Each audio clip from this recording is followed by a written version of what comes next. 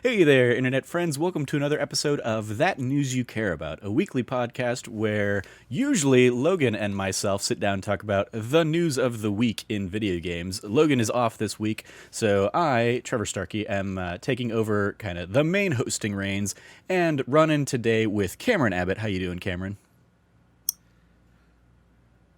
Man, just what a weekend. I appreciate that I try and bring energy into this, and then you give like the big old pregnant pause right in the intro to just kind of like immediately halt. Yeah, I didn't know how to like come in because it's like, hey, what's going on? Yeah, like I could totally do that, but like, yeah, that's fair.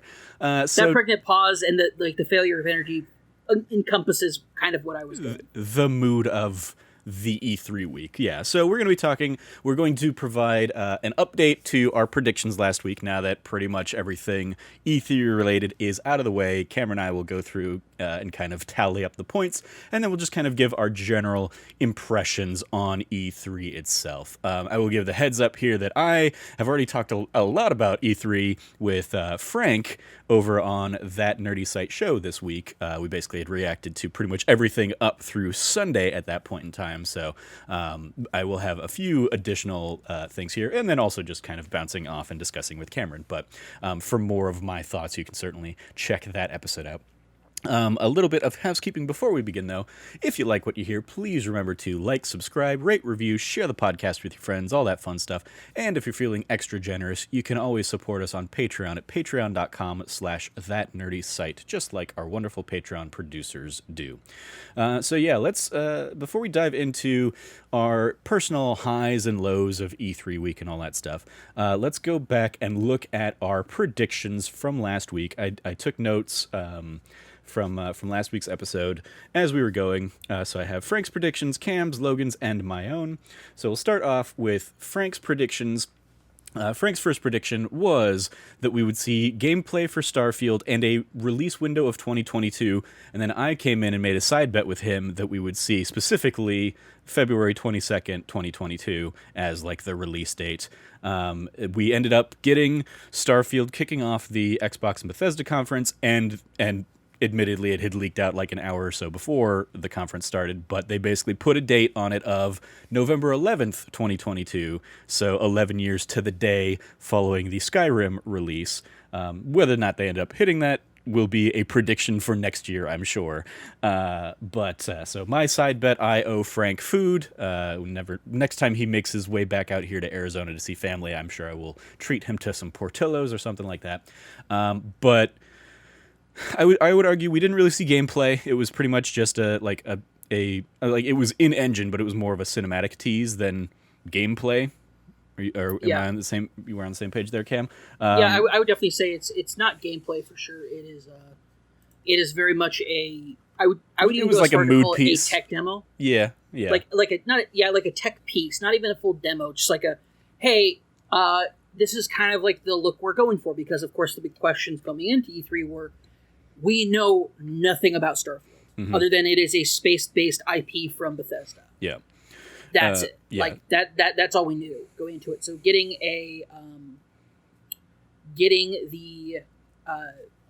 like an idea of kind of like this is what it's going to kind of like look and feel like. Very preliminary, of course. It could look totally different by the time we're done with it. Yeah, we'll see. They did come out after the fact and say that the Starfield is their first game being built in their new, I believe, Creation Engine 2.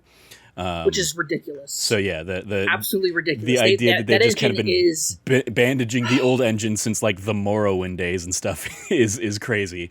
But yeah, hopefully that improves the visual quality of what we expect from a Bethesda game, because they started looking janky. That said, like immediately as soon as like they started showing some of the Starfield stuff, I was like, yep, this definitely looks like a Bethesda art design style. So yeah, hopefully it has a little bit better tech to it. Yeah, I will say that I don't think there's a single engine that has gotten as much use out of it as the creative engine from Bethesda. Yeah, it's like there's not been an investment. There's not been an investment in a system in, I don't know, in technological history as as like wrung out on the investment, other than maybe like Microsoft DOS. I was gonna say, like, the Telltale engine had quite a few games cranked out of that one, way longer than it should have probably. But Yeah, yeah, but we're talking back from Morrowind, so we're talking like yeah. Oh yeah, I mean 20 years. late 90s. Yeah, like like 20 years to get an engine to run for 20 years, and to like continue. How dare they put out games on that 20-year-old engine? Yeah. Fallout 4, just oof. Yeah. So are we in agreement that that's probably a half a point for Frank? He did, get the release window of 2022, but no real gameplay for that. His Not next at all. prediction was that we would see Wolfenstein 3. We did not. Nope. He predicted a new Tony Hawk announcement. We did not get that. Apart from No. like, hey, Tony Hawk 1 and 2 is coming to Switch, but we already knew that. We did not get a new Gears of War. That was his fourth prediction. And then prediction number 5, that I'm sure we will talk about a little bit more when it comes to Capcom, was he predicted we would get the first announcement of Resident Evil Village DLC. And since I had pushed back and was like, well, they've already announced that yes, they're going to be talking about Resident Evil there. Do we I basically like had him expound on what that would be, and so he said it would be background and lore centric and not playing as Ethan Winters. You watched the Capcom one, I did not, but as I understand it, it was pretty much just the like, hey, due to popular demand, we are here to announce that yes, there will be DLC for Resident Evil Village, right? They didn't even like really show anything. It was just kind of like I saw the splash screen that Wario posted. Wario64 posted that was just like a text block saying pretty much that. That was it. Yeah. Capcom was the definition of, if you didn't have anything to show, why did you come? Yeah. So Yeah. so with that, no point on that one. So that brings Frank's total to 0.5 out of 5, and Trevor owes him food. So he's the real winner here, I would say. Yeah, right. And admittedly, that is the true prize. Yeah. 0.5, like none of us made it out with a lot of points this Yeah. year. Oh yeah. It was a pretty abysmal affair. Somehow I scored less than I did the year that you got negative points. I got negative points. The year I got negative points, I got significantly more points than all of us put together this year. Yeah. That's how bad I did for on to your predictions next. Your first prediction was that we would see Hellblade 2 with a gameplay trailer and release date window. Hellblade 2 was completely absent from the Microsoft Bethesda conference, so nothing new there. Which to me does not bode well for the concept that we've already been shown. Yeah. I think we'll probably end up seeing a completely different kind of Hellblade 2 than the Warband trailer that we saw on the Ninja Theory the announcement of the Ninja Theory buyout. Yeah. I will be very curious because when we didn't see that, and the whole tenor of the Xbox Bethesda conference was like, here are all the games coming to Game Pass this year and beyond, and the fact that they didn't have Hellblade in there, I was like, well, so they definitely don't have it planned for this year. Maybe it's 2022, and then I saw Jeffy Grubb tweeting out about that Hellblade 2 is probably tentatively slated for 2023 right now. So I saw that as well. So that is probably a little ways away. With how Ninja Theory has Ninja Theory, how they've done it in the past. Granted, I'll be the first to admit, it's not surprising that I'll be the first to admit that Hellblade is the only Ninja Theory game that I've ever liked. Mm-hmm. I thought that it was for them to deliver such a mature, telling story as much as Hellblade: Senua's Sacrifice was. When they announced it that they were doing Hellblade 2 for Xbox, and we saw that kind of Warband trailer or teaser rather. I was very shocked because tone wise, it's in complete contrast to what Hellblade was. But I was like, you know what? I'll give them the good shot on it. I wouldn't be surprised if that was something they threw together to kind of fit a tone that we're excited for being bought. Yeah. Then it was an actual real concept piece from Hellblade 2's development. So I would thinking about it that way, I can totally see Hellblade 2 not even being anywhere like that. So Yeah, we've seen it since that first trailer slash like the acquisition announcement back in like 2018. We've seen it. I think we saw it at like last year's Xbox presentation or something like that. We haven't seen like gameplay or anything, but I'd push back on you on that of like, because it was like, here's the trailer and Xbox basically saying like, we're happy to announce that we've acquired this studio. Like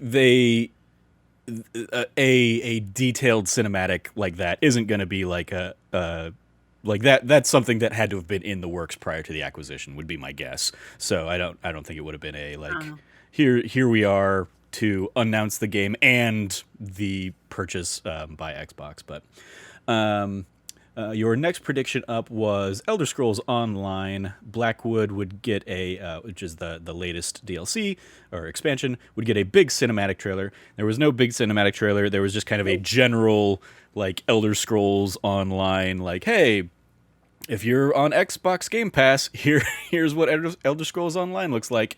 And it was it was no real like focus on any specific pack of Elder Scrolls Online. It was just kind of a here's the game, so no points on that one. Yeah, I put that prediction out there because I expected Microsoft to like nothing about this conference really said, hey, Bethesda like PR helped put this together. It was very much this is Microsoft's conference, and they're going to be doing it, and it will have some Bethesda stuff. Yeah, and that's nothing about this. Yeah, nothing about this conference felt very Bethesda-y at all, for both good and bad. Yeah. But I look at like the fact that we're missing things like this does speak to me that we are missing. Like, I think the days of what can we expect at a Bethesda conference, because sometimes it'll be, hey, we're sorry. Also, here's Andrew WK. To a couple other things. Like, I look at that and I go, okay, so like I should have expected that. I did not realize that there would be such with how rewarded the Elder Scrolls Online, like, as I don't play Elder Scrolls Online, but with how rewarded that they've been at Bethesda conferences before, I was still kind of surprised that there wasn't at least like something, especially trying to hype up people for this latest expansion.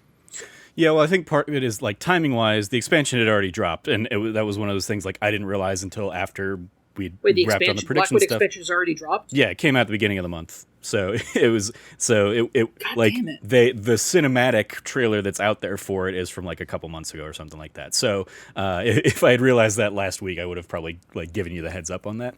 But yeah, I think my biggest thing that I was thinking about during this conference was, and we'll talk about it a little bit more probably like in the like highs and lows of everything, is I think this is the only year that like Bethesda gets like its own name on the conference. Yeah. And that's more so because like everybody wanted to know what does Bethesda look like post-merger kind of thing. But next year it's just going to be the Xbox conference, and you'll still probably see Todd Howard come out to talk about Starfield and Pete come out to talk about, Wolfenstein or Doom or something like that. And maybe somebody from Arcane, but like it'll be just like the 343 kind of segment where it's like, hey, if they've got something to talk about for, a big showcase of their game or like Forza, it'll be like the developer behind that. It's not going to be like, here's Xbox and here's Bethesda as like a joint thing. It's just going to be, here's the Xbox Game Studios conference next year. This was really probably like a one-time thing. Because it like, I don't think we're going to get a Bethesda land ever again back at E3 and stuff like that. I'm so jealous. I got to go once. But anyway.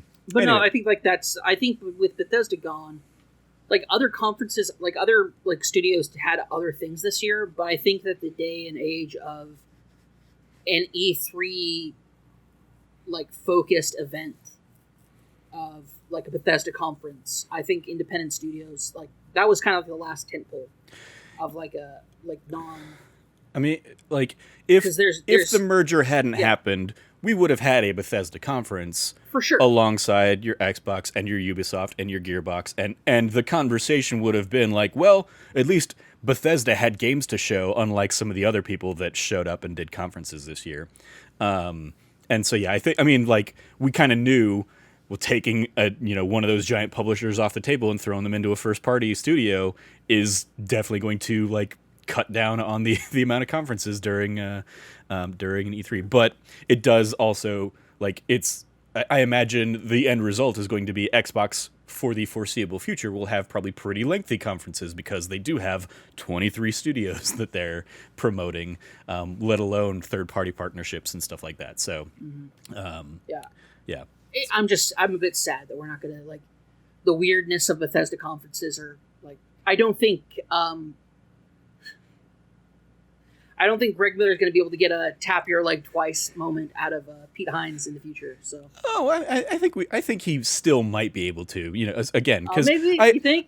I think again, like Pete and Todd Howard are faces enough of Bethesda that they will be out there to talk about something for the Bethesda studios in the future, whether that's Starfield or Elder Scrolls 6 or Pete more on the, like, Pete's going to be, like, Todd Howard is going to promote the Todd Howard game of the year, and Pete Hines is going to promote the other big thing that Bethesda has to show for a given E3. And so I think he can still come out there and, like, and do a little tap. Or they might do, like, if Xbox is going to, like, continue to let Bethesda kind of do their own thing, they might still do their own, Xbox showcases just as like, hey, here's some updates from Bethesda Studios outside of that. So, a Ubisoft Forward kind of format or a Square Enix Presents kind of format just for the Bethesda things where they might still get a little weird.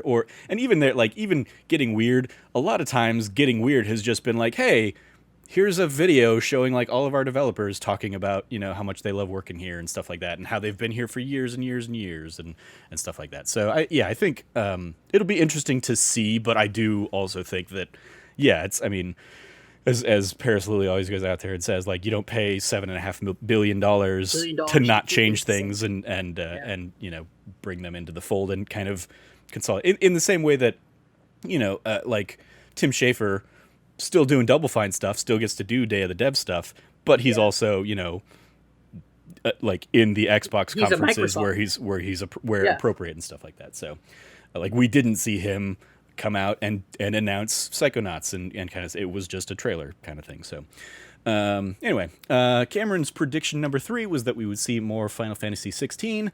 Alas, Square Enix did not bring any Final Fantasy 16 to the plate, so we'll probably get a dedicated Square Enix Presents sometime later this year. Just because, I had forgotten that we've already gotten a Square Enix Presents earlier in the year prior to this one. That's where we found out about Final Fantasy 16. No, we found out about it at the PlayStation event last year. One of the PlayStation was it things at the last PlayStation year. event last? Oh, you're right. It was one of the, like, the one, like, right up before launch or whatever. But then they like, so at the earlier Square Enix Presents, we saw, like, Tomb Raider stuff and then that was where Life is Strange True Colors got announced and stuff like that. So yeah, I think especially in the lead up to Endwalker on Final Fantasy 14, we'll probably see maybe a dedicated Final Fantasy direct, especially as we get closer to a lot of the Final Fantasy 7 remake tie-in stuff, like the Battle Royale game on phones and stuff like that. I'm sure they will want to showcase all that stuff. So no points on that one. Cameron's best bet for points here, that we would see an Assassin's Creed Valhalla expansion showcase. My note here was, we kind of did. Like, they definitely talk about it, and they basically show off that the game is going to get kind of the Assassin's Creed Odyssey treatment, where they're not coming out with a new Assassin's Creed this year, so they're just going to continue supporting the existing game. And they really did, like, a big feature of, like, here's everything we've put into the game so far since launch, and yes, soon you'll be going for the Siege of Paris, so I give you the point on that one. It wasn't like a super in-depth showcase, but they definitely gave it to my you. Assassin's Creed prediction was very lightweight to begin with. Like, I was very much going for we won't see a new Assassin. I was really more saying we won't see a new Assassin's Creed than I was saying we'll get, like, much more of that. But I also expected them to give it the Odyssey treatment. like they said they would. Yep. Because I feel like that's kind of the measure of success for Assassin's Creed at this point. Yeah. You prevent the burnout, because I think us getting Odyssey so soon after Origins was still kind of like a weird feeling. It was like a 2-year. I mean, they're on a 2-year cycle now, kind of thing, or 2 or 3 year cycle, where it was like Origins and then a quiet year, and then Odyssey came out, and then Odyssey basically got DLC for a year, and then a quiet year, and now Valhalla. And they did talk about how Valhalla was the biggest Assassin's Creed launch to date. So, people, it's working for people, and them being on that like 2 or 3 year cycle is certainly providing much better results, it seems, than when we were getting like a new Assassin's Creed every year, just kind of churned out. So yeah, you get the point on that one.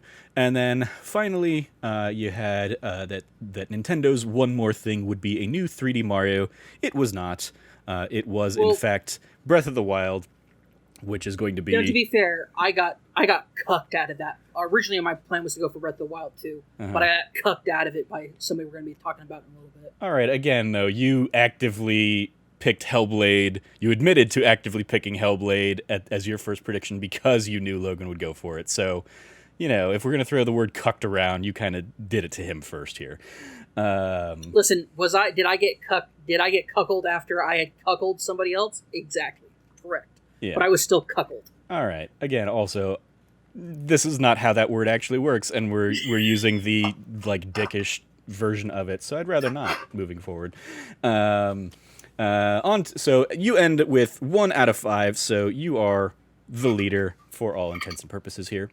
Logan was next, and his first prediction basically was cut out in the same one as your last prediction, because he predicted we would see nothing new on Breath of the Wild 2, and Nintendo's one more thing was indeed Breath of the Wild 2, new footage, and a 2022 release date that they are aiming for. That's another one. We'll see we'll see if it happens. But yeah. Prediction number 2 was that there would be an unknown new IP from Microsoft Bethesda, which he gets the full point on because Microsoft Bethesda did end their conference with the new game from Arcane Austin, Redfall, which definitely seems awesome to be. Yeah, I mean, it's going to be very much a Prey kind of situation for me, where I'm like, if they lean too heavily into like the horror and the jump scare stuff, probably not going to be for me. But like I implicitly trust that the gameplay is going to be great on that. For that one, I got the feeling from that trailer. We're going to play less into horror and more into supernatural stuff has come to your town, but guess what? It doesn't know that supernatural stuff is already there. You're there to you're fighting off this. It felt very. What is that vampire movie with Kiefer Sutherland in it? I don't know. I don't know vampire movies all that well. No, it's like a cult classic. It's Kiefer Sutherland's in it. The two. Shoot, man, I can't remember any of my 80s stuff right now. Kiefer Sutherland, vampire, The Lost Boys. There you go. Lost Boys, yeah, Lost Boys. It's a Stephen King novel originally. The Lost Boys, like it had a very The Lost Boys kind of vibe to it, which like is just felt awesome. Like that trailer, like all the stuff they showed about it, just like looked legit. Loved the feeling of it. I'm super into that. So. Yeah. Urban fantasy is definitely like I'm a big fan. I'm a big fan of urban fantasy, especially small town urban fantasy. So that like really like hit special notes for me. Yeah. Prediction number 3 from Logan was Life is Strange True Colors trailer, which I called bullshit on at the time because I was like, they've already said Life is Strange True Colors is going to be there. And so I like that grievance aside, I will also throw it to you, Cameron. Would you argue we saw a new trailer from Life is Strange? Because they didn't. They basically gave a featurette piece of what I don't remember the character's name, Jess maybe or something. What the empathy power is going to look like. They basically did like everything was gameplay that they showed. Yeah. Well, I mean, like everything was trailer. I would say like could be a gameplay trailer and stuff, but sure. I know it wasn't a trailer. They showed It's more like I They basically argue it was a feature myself. I would say it's a feature. They had a feature of it. It was featured. All right. But at no point in time did I feel like, did we see, like, we didn't even get to see a trailer at the end of their presentation saying, like, here's the same trailer you've seen before, but here's it kind of like capstoning our thing. It was all very much like, and also you had developer talk throughout the entire thing too. Yeah. All right. Yeah. So no point on that one because for the combination of it was more of a feature than a trailer, and also fuck you, Logan, predicting something that was already announced to be there. You cheap boy, you. Number 4, he predicted that we would get a brand new Rayman game, and I hopped in with my a side bet that I thought we would see a Mario plus Rabbids game before we saw a Rayman game, and about an hour or two before the conference, Nintendo went ahead and leaked Mario plus Rabbids Quest for Stars, or I don't remember what it is, but they basically like announced pre Ubisoft press conference that we were getting a Mario and Rabbids game again, and then it got confirmed during the Ubisoft Forward. So And no of course, point. there was no Rayman game. Yeah, and no Rayman game. Yeah, so Logan, because there was no Rayman game, Logan doesn't get the point, and because there was a Mario and Rabbids game, I get food from Logan. So he's probably gonna, Venmo me some money for Domino's at some point in time or something. So I get food from him, and Frank gets food from me. It's the circle of life. And then lastly, again, I did not realize this in the moment how bad Logan was at predictions this year. But his number 5 prediction was exactly the same as his number 2 prediction, and it was just generic. We're going to see a new IP from Ubisoft, just like we're going to see a new IP from Microsoft Bethesda. And we did not get a new franchise level IP from Ubisoft. That we got an announcement of an existing franchise IP in Avatar was their big one more thing. But yeah, there was no big Ubisoft new, like, this is going to be the new such and such a thing. Because Avatar isn't an IP for Ubisoft, even though it's a new game franchise. Yeah, it's not a. It's not a new IP. It is a licensed thing, just like a Tom Clancy and all that stuff. So yeah, he was looking for more something on the level of like a Watch Dogs or an Immortals Phoenix Rising or something like that, and there was none of that. So no point for Logan on that one. So with that, he ends up with 1 point out of 5.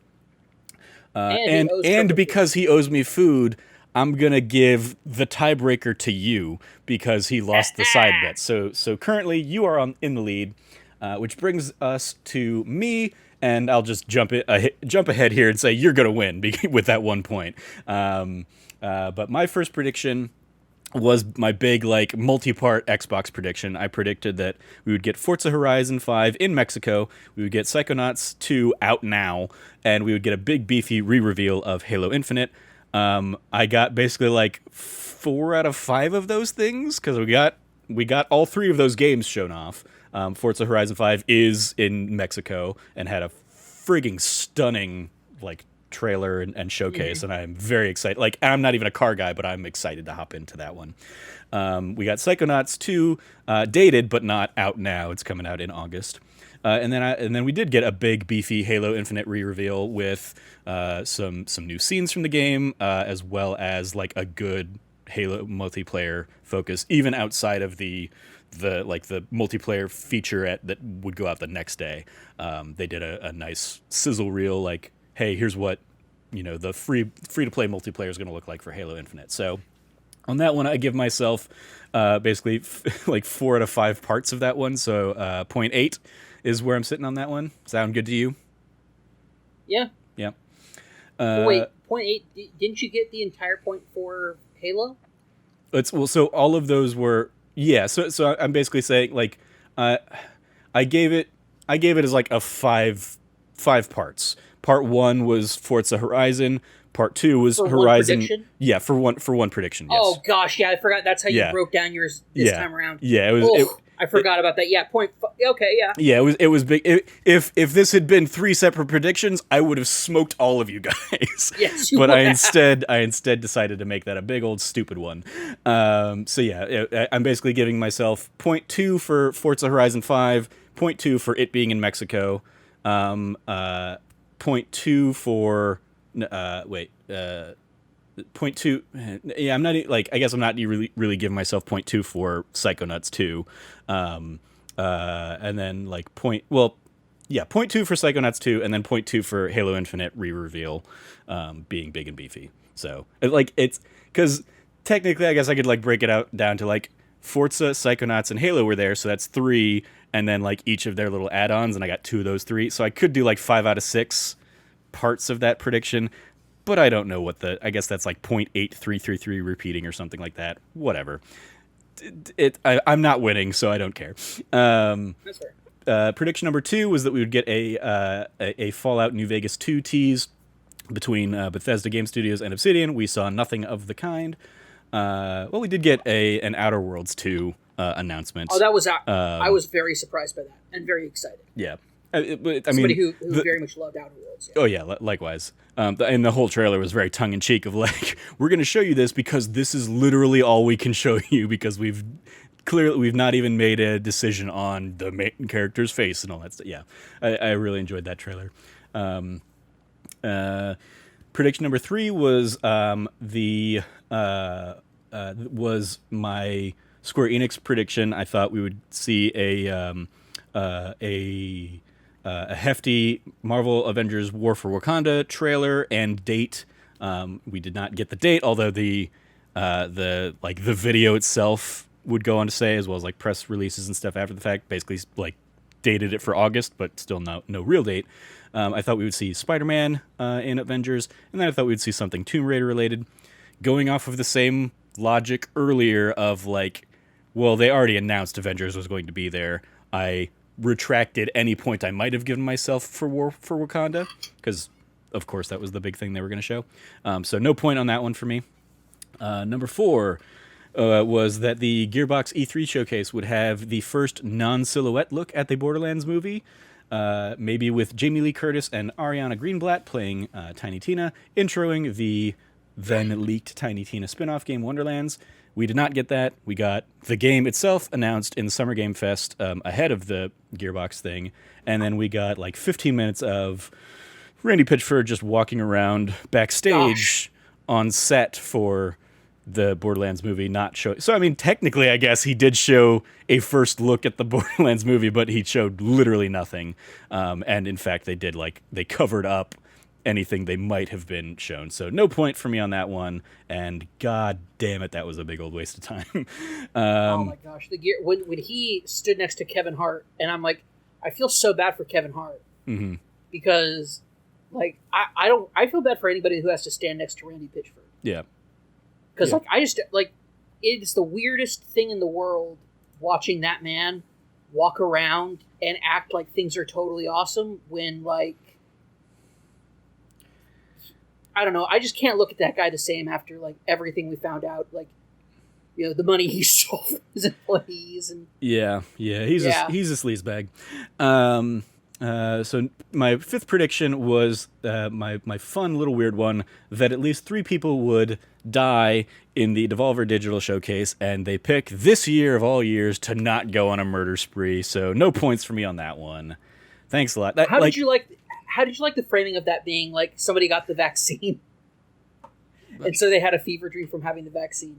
Oh, I didn't catch that as the framing of it. When she wakes up from her fever dream, she has a very like a bandage, like a very clear, like she's not wearing her jacket anymore. She's like wearing something sleeveless, and you can see a very prominent Band-Aid on her arm.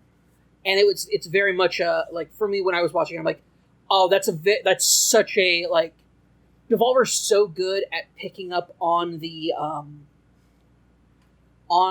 dumb things that we all have in common for their presentations. Mm-hmm. Whether it's like just calling out the absolute just bullshit at conferences to like anything else they do. And so like I mean that's one of the reasons why I love watching their conferences. But like the conference this year around, it was like this is just this wild, crazy thing. And it turns out at the end, oh, it's a fever dream from somebody who got the vaccine. As somebody who also had dealt with like vaccine, sick, like post-vaccine sickness. Like I'm like, oh, okay, cool. Like, yeah, cool. Once again, they universally just get something that we can all kind of feel about, and if you don't feel about it because you didn't get the vaccine, you should have a very good reason for not having your vaccine. I'll put it that. I mean, I don't want to shame anybody, but you should have a very good reason why you don't have one. If you don't have a very good reason, you should get one. I did not pick up on that subtext from it, so I was probably just enjoying and laughing too much about the non-fuckwithable tape, the NFT. That is so good. That was so freaking good, and the fact that somebody bought it before it was even brought up in the presentation, is just so as soon as the like devolvermaxpassplus.com like link went up, I tried to go to that site and it was giving me like you need a password to log into this. So like they hadn't set it to go live yet. Like I basically jumped the gun on it by a little bit or whatever. Yeah. And then I like went to Devolver's main page where you could kind of like go to the backdoor link. You could basically backdoor your way to that shopping page there, and that was when and the tape was already sold out by that point. So I was like, well, that's fucking hilarious. Well before they introduced, like, it was basically like the tape was sold out for $1,000, and then like everything else was still on sale. And I was like, well, that's weird. Like, what the hell was that tape? Or what's on that tape? And then they got to it in the showcase. But yeah, non-fuckwithable tape, because we removed the tab that lets you fuck with it. That lets you tape over it. Yeah. So and I remember that very distinctly. All the VHS tapes that my parents did that with growing up. Anyways, so the multi-part Xbox prediction there gives me my best bet. And again, like if I just made like any of those as like a standalone prediction instead of being stupid and smart-assy and whatever, I would have kicked all your guys' asses. But because I threw that all into one, I only get 0.8 out of 5. So that makes Cameron our winner this year. So a nice redemption story after losing a point and going in like negative points last year because of your stupid sacrificial thing. I didn't go into negative points last year. I just lost a point. Yeah, I mean, I'd have to look and see what your actual total score was last year. Because I only got last place because I lost an entire point because of it. Mm-hmm. We were all really close last year. I will say, however, that this victory tastes like ash in my mouth. Because boy, did this E3 suck. Yeah, I'm seeing if I can find my E3 predictions document from last year, and I'm not seeing it in here, so maybe it's in our other thing. Anyway, so yes, segueing into that topic, tell me, this will kind of be our highs and lows of E3. So let's kind of go through probably chronologically. So Friday, we kick things off with the Summer Game Fest from Jeff Keighley. Anything from that really jumped out at you or was a highlight, or any lows from that one that you want to speak to, Cameron? Obviously, Elden Ring is probably the big one. Ring. Yeah, so go ahead and gush about Elden Ring while I go and continue to look and see if I can find this old document. Elden Ring is potentially Elden Ring, not even potentially. Elden Ring's the game of the show for me. As far as like what we saw, we finally get an answer to like what is Elden Ring even to begin with. We're finally getting like the fact that it's saying, hey, we're really glad that you've enjoyed the Soulsborne games that are very Nordic and Germanic in its lore for both series. Here is a very much more Celtic take on this kind of game. Whether it's from there's so much about it that's just screams like so much more Celtic stuff. Like some of the weird, like Celtic mythology is a very, very weird mythology, like very weird. Just because it's an island-based mythology, in Ireland and England, like the countries that make up the United Kingdom and its adjacent partners in Ireland, but I will say that the outside of the lore aspects that I kind of picked up on, the gameplay seems to be. I think that we will see the gameplay end up being much more much more active and athletic than we've seen in previous Soulsborne games. From some very obvious leaping attacks to some combat stuff in regards to dodging and parrying and a few other things. It's very clear that this is going to be a much more like less focused on the precision and preciseness of mechanics that we found in previous Soulsborne games, and much more feeling into the action. That's kind of like the emphasis I picked up from the trailer. Whether it's the but overall, like, just because, like, I don't think you can hold the tension that you get from regular Soulsborne games with that much of an open world. Soulsborne games are particular about their corridors, the corridors that you go down, basically. Whether it's a more open area, it's still part of a corridor that's leading you down a focused path. Knowing and seeing how open the world of Elden Ring looks like, I'm extraordinarily excited to see what an open world concept looks to people like Miyazaki. I'm just very excited to see the next iteration, because I think that even Sekiro had its corridor-based, like, focused gameplay, but because of the terrain, what's the word I'm looking for? Traversal. Because of the terrain traversal aspects of Sekiro, it's clear that there's that influence in there as well. So, like, the more focused action gameplay that we saw from Sekiro, I'm excited to see more of the evolution of this kind of Sekiro Soulsborne kind of franchise as it goes forward with Elden Ring. But yeah, I would say if Elden Ring definitely feel like combat-wise looks like it has more in common with Sekiro than I would say it has with Soulsborne games. But not to the extent of the very kind of like niche mechanics that Sekiro had. Those didn't seem to be on display. So as far as like the tension gauge that you saw in Sekiro, I don't think that'll be in this. But we'll see. Like, and everything's on the table. But at the end of the day, I'm just really excited. It blew me away for how good it looked, and knowing that we're getting it supposedly, and God help me, please give it to me that let it be ready that early. I don't want to say give it to me that early. Let it be ready that early. January 2022. I'll take it, man. Yeah. Like, what a reveal. You haven't seen it in years. You haven't even seen like a whiff of it in years.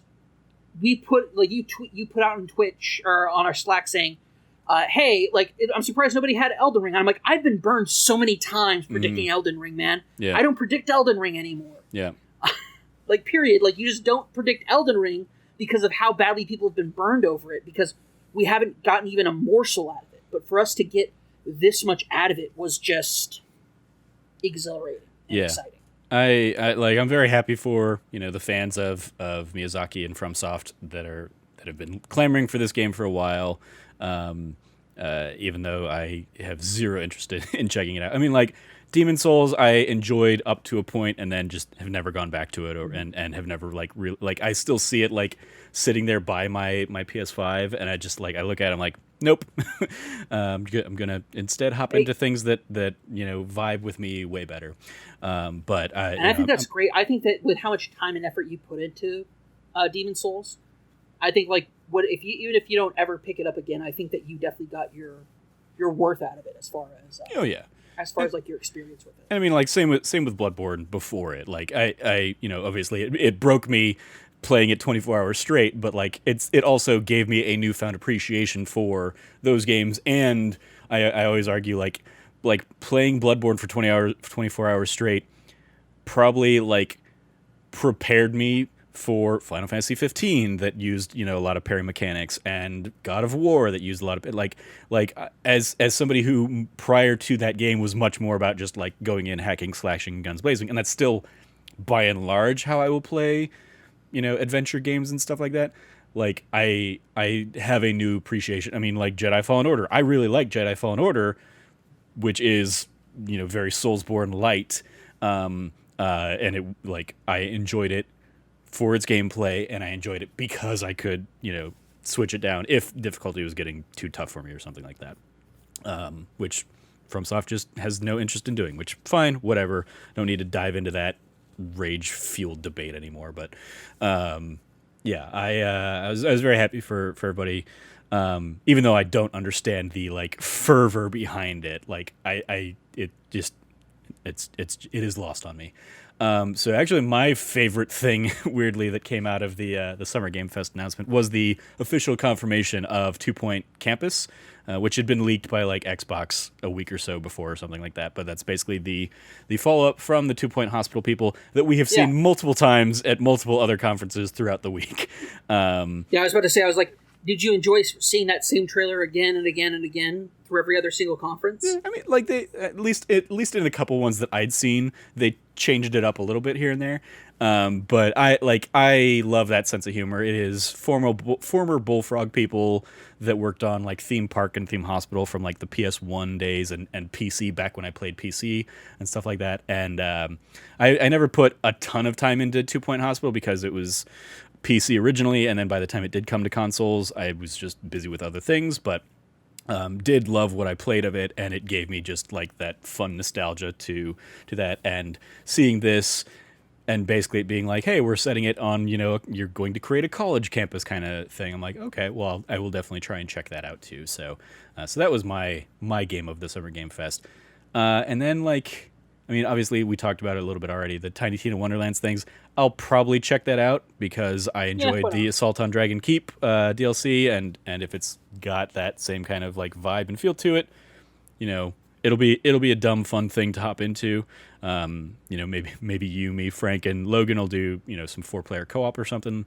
But yeah, that's like from the Summer Game Fest. I think I mentioned this with Frank too. Like that's pretty much all I really remember. There was like the obligatory Kojima appearance with Death Stranding coming to PS5, which I was like, okay, but like, and specifically the like, it's a director's cut. And I was like, how was the other game not a director's cut? How did we not already get it? I did like the whole notion of like, well, he's just gotten too good at predicting things now, so he has to like change up what his games are going to be in the future. I was like, all right, Kojima, go. I'll never forget that Jarrett Green tweet when he's like, yo, Kojima needs to stop predicting things. Because if you look at it, it's like completely predicted the takeover of the PMCs in Warfare. Completely predicted like the power of AI driven technology. Like the quarantine over and pandemic, over again, yeah. and it's like okay, there's no way because we're not going to deal with like a global situation that's going to keep people locked in their homes, and we're all going to rely on delivery people for sustenance, for sustenance and daily necessities. Like, how could that happen? And then it happens. Yeah. So it's like, oh. What did you think? What did you think of the little teaser thing that he had with Norman Reedus out there grabbing the box? Oh, it's just a tease. Like, it's just such a good tease. Like, we know what you're trying to say. We know what you're trying to do. It's fun. Whatever. Like, it's just like, it was a fun thing to basically, it was a fun thing to separate it from just being a dev saying, the director's cut is coming out. Mm-hmm. Yeah. Do you, I heard some talking about after the fact, like, the idea that he puts the box back is, a metaphor for Kojima putting like Snake and Metal Gear behind him as an idea, putting that away. It's Kojima, so you can you can read it. You could BS your way through anything if you just be like, oh well, I think it means this. Yeah. Okay. Listen, is there an entire conspiracy theory from like linking together, the Metal Gear franchise being the invisible god beings from the original Death Stranding trailer? Like, yeah, you can. Like, you can do it if you want, like, because it's there. Yeah. Here's the thing about symbology is that if you don't use strict definitions when you're using it, it's incredibly open to interpretation. Oh yeah. And that's how conspiracy theories are sometimes born. My the key lesson I learned in theater, especially in my directing classes, was like, if you can bullshit your way through a reason, anything's fine. Like, you can do anything and talk your way through it and be like, no, this is what I was going for, and people will be like, okay, yeah, I guess I can see that. So it all comes down to just how well you sell it. It's always about making that sale and marketing. Anyway, moving on from there, we had Day of the Devs. I did not ever sit down and watch that one, but one of the things I talked about with Frank was I heard about and saw after the fact that one of the devs in particular showed off a game that they were doing like through stop motion animation, which looked really cool. Yes. Anything else? It is very cool. Especially since it's a sci-fi game. Mm-hmm. It's a sci-fi game about a space, like living like regular people space station that's currently in the ocean on a planet. But it's a question of like, are people okay living forever on the space station, like the station / ship, or like the main character's mentor, if we find another planet that is a better place for us to actually like inhabit outside of the ship, isn't that worth it? And I think that kind of concept is very cool. And also, I like listen, if you said Cameron, we are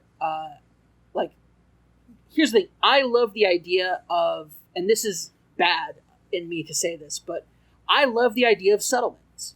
I love the idea of like getting to a new place that is open and vacant and like homesteading. I like the idea of homesteading. Love it. The actuality of doing the work for homesteading, don't know how to do all of that, and I would definitely fail. That being said, it did not stop my ancestors before me. And granted, historically, it's not okay for me to say that I like homesteading and settlements. Because homesteading and settlements is fine if there weren't already people there. If you're doing it on unoccupied land and stuff like that, or a foreign planet where there is no indigenous life forms or something like that, then it's fine. Or if the colonization is bad. Yeah, or if the indigenous life forms were like, hey, we have this open space over here, why don't you set up over here and become part of our community? Like harvest mooning, the idea, right? You're going into you're re-homesteading an area, but you're going to be part of a larger community that's already existing. Stardew Valleying it, whatever you want to call it these days. Like 100%, I love that concept and idea. I adore it. Put it in space, heck yeah, I'm there for it. Like that sounds awesome. Mm-hmm. Now, I once again have to be very particular because I do descend from original settlers from Europe who came here and took land. So, on the upside, though, families never owned a slave. Okay, well, moving on from that. Weird tangent. Sorry, you really did not need to head us down that road. No, I don't like that we headed down there either. But here we are. That's Cameron for you. Anything else from Day of the Devs jump out at you? Not really. Okay. Like some cool stuff that I definitely want to check out later with like demos. Mm-hmm. This was also like a really good year for like independent devs putting out demos, from what I understand. So I do want to check out some of those demos. Yeah. When Frank and I talked about it, we talked about the idea that Day of the Devs is usually like a GDC centric thing, mm-hmm. but obviously GDC was also very different this year, so it didn't happen there. So it was cool. This was a cool kind of idea of like, hey, these are devs going to show off their kind of new ideas and stuff like that, and get a spotlight on it, but also still be, talking about the devs. Speaking of talking about to the devs, also had the Coke or Koch media thing that went around that day, which like I first really saw it from the kind of funny video going up, basically saying, "Do not watch this," because it was 2 hours of them in agonizing, boring pain. Did you watch it as it was going? Did you watch their reaction to it? What? Yeah, so you watched it. Okay, I watched it alongside them in the chat and whatnot. But that was when it hit me. I'm like, man, this has to be the low point because it can't get worse than this. And in a way, it did and didn't. Mm-hmm. But that was kind of like the sign to me. I'm like, oh, things aren't very good this year, are they?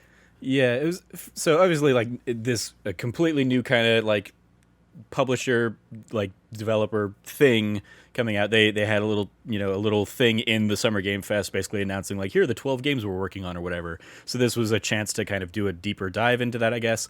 And I saw somebody tweet out effectively, I think the thing that summed it up most for me, and other people kind of jumped in, were like, this is a really good assessment of it, was this wasn't a consumer facing thing, or shouldn't have been a consumer facing thing. This was how that publisher is going to sell themselves to future developers to say, come work at our studios.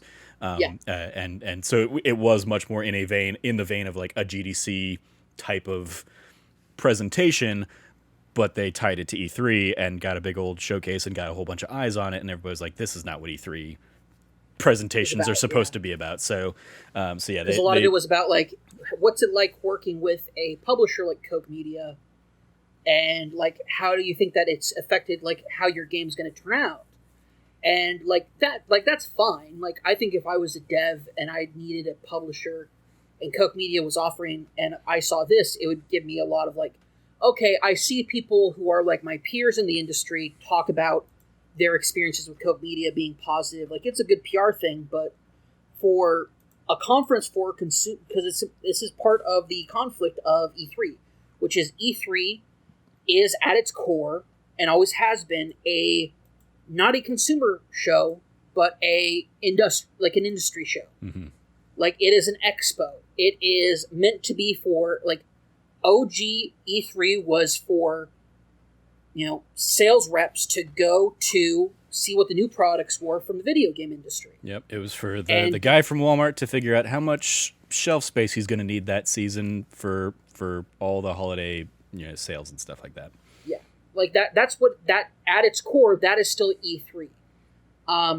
The consumer facing side of things that I think that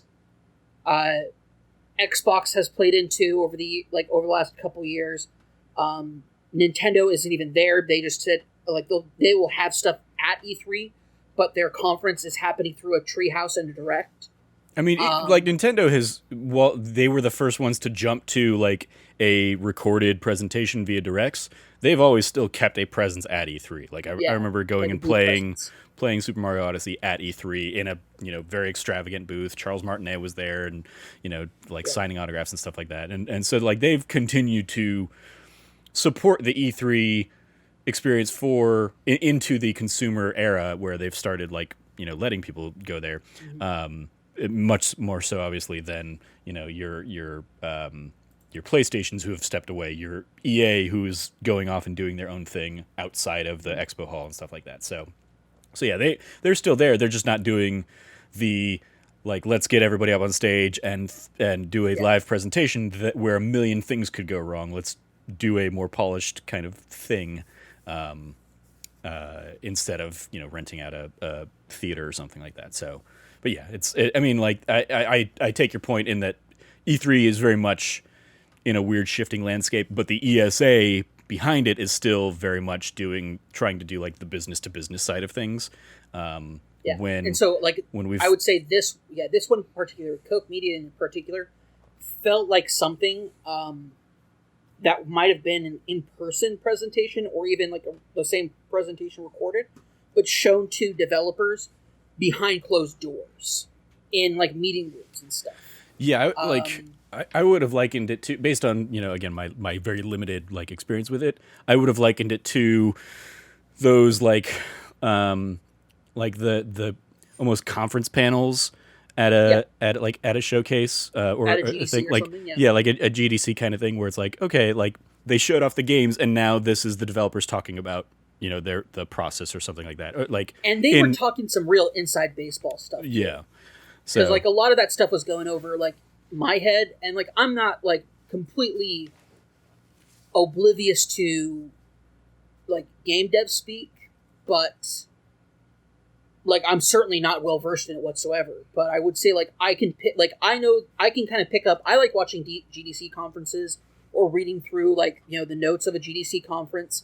I like that aspect of it, and a lot of times I get kind of, even when on a more complex concept, I can still kind of pick up on it. there was some, like, sometimes they threw some real inside baseball stuff out there Mm-hmm. that I'm like, that is going over, like, everybody's head. Yeah. Who isn't in game, like, who is not doing something with game development or product or marketing or something like that, like the inside baseball of the industry. Yeah. I did not think Koch Media should have been like we're going to put this on like the official E3 thing. Yeah, just an overall case of like the ESA basically needing to fill slots because they don't have EA showing up, they don't have PlayStation showing up, so they took this and said, "Sure, here's a primetime slot for you," and Koch Media just not knowing the audience that they were speaking to for that. So that moves us out of Friday. Moving on to Saturday, we kicked off the day with some non-official E3 things. In the Guerrilla Collective had their second showcase, as well as the Wholesome Games showcase. Kind of all came in before Ubisoft Forward would take over. So lots of indie game stuff there at Guerrilla and Wholesome Games. Anything from either of those that really jumped out to you? Any thoughts on those presentations in particular? None in particular. I would say that, like, once again, my eye got caught on a few demos that I think I'm going to want to check out. Mm-hmm. But outside of that, like, nothing too big popped up at me. Yeah.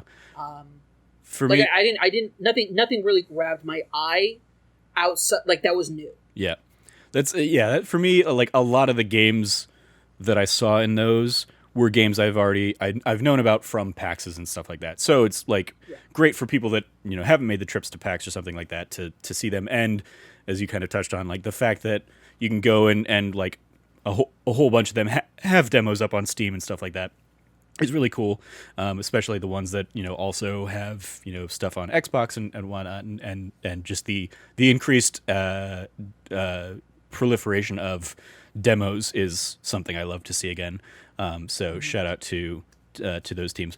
The really thing especially on the Guerrilla Collective, because the Guerrilla Collective one I thought did run a little long for what it needed to be, and it very much kind of made me. For how early it was and how tired I was, it went on for way too long. And that was part 2 of their presentation, because they had done like part 1 a week earlier, which was a similar kind of like 2-hour thing, and it was like, so shout out to them for like really wanting to showcase a ton of indie games. And then they did have like part of where those ones drag is when they like dip into a developer interview for a little while, that like I thought those could have been edited down a lot. And it's like it's really cool to get to see and hear from those devs, but is this the right format and the right placement of it, and how do you do that without screeching things to a halt? Like both of these really made me miss and wish that like the Kind of Funny Game Showcase would come back, because obviously Kind of Funny really like wants to keep those things at a pace in the few that they did prior to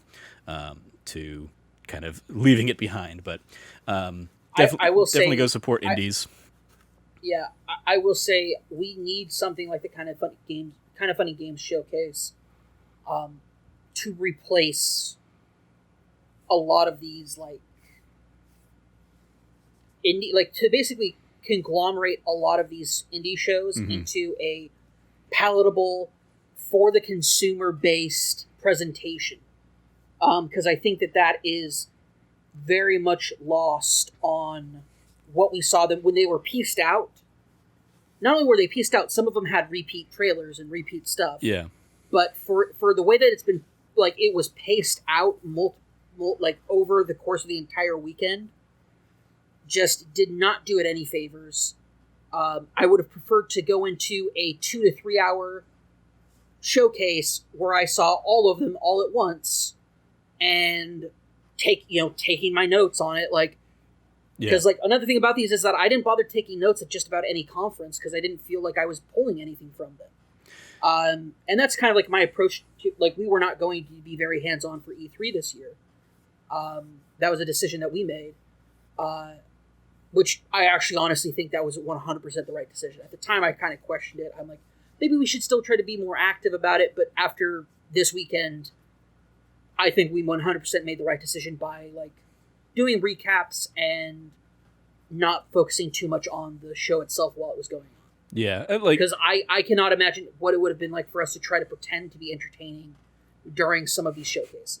Very true. Yeah, watching some of the ones Kind of Funny sat through, it was just like, oh yeah, they're stretching.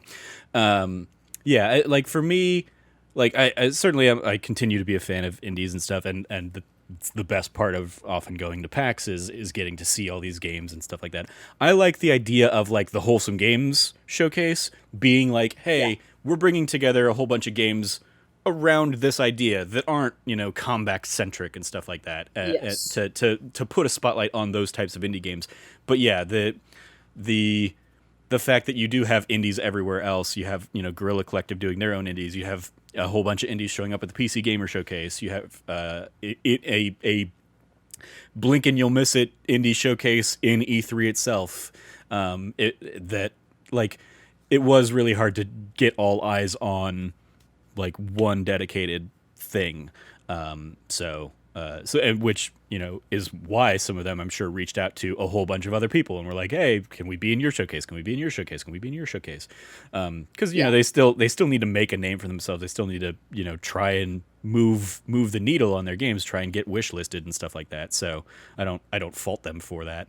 But yeah, it's the kind of thing like, hey, maybe a pop agenda showcase in the future would make sense for a particular I mean the Playday showcase that we saw a week before E3 or whatever was another cool idea of like, hey, yep, here's all these things built around this one singular idea. Cool.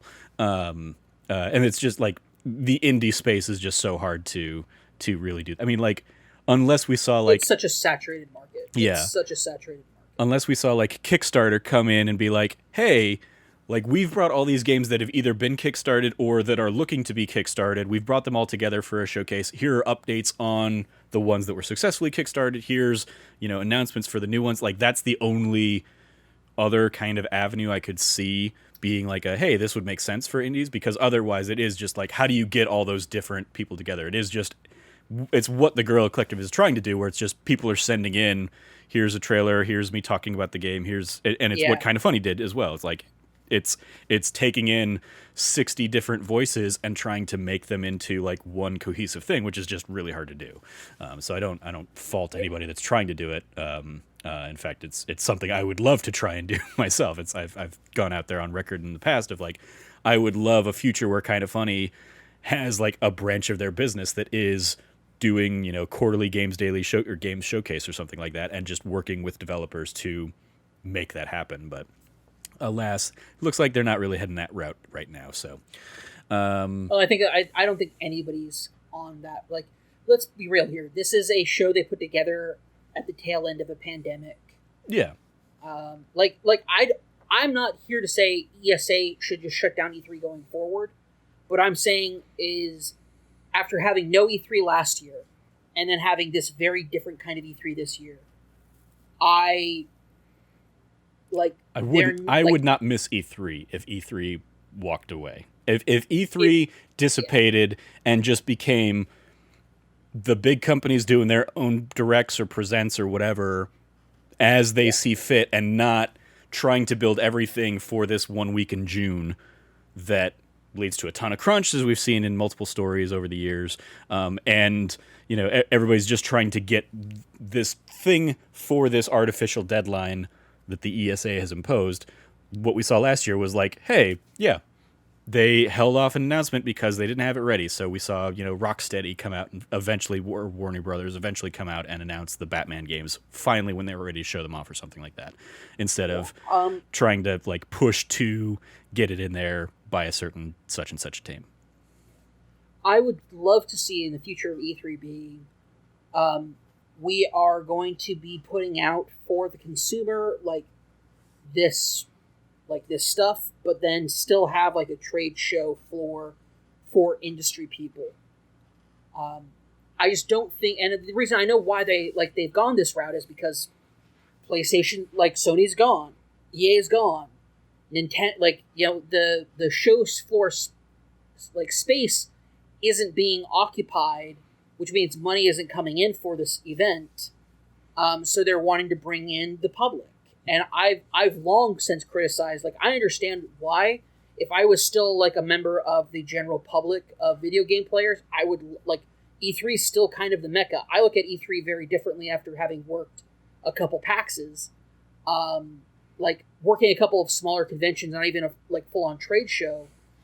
The idea behind working working an E3 to me is like, I think if we, as That Nerdy site, if we worked an E3, that would be the kind of like we're here, we are like the legitimization of being an outlet covering E3. I think there is still something worth in that.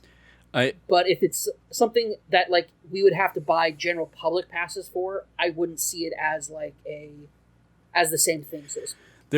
So I mean, like this year, even like because you had reached out and were like, should we, like, there is no cost to this, should we do it? And I basically said no, because the ESA doesn't provide any value to people. Yeah. The 1 year I did go, I was there on an IGN badge. So like I was on mailing lists as an IGN person, and nobody reached out to me. It's not like PAX where like you get just flooded with emails.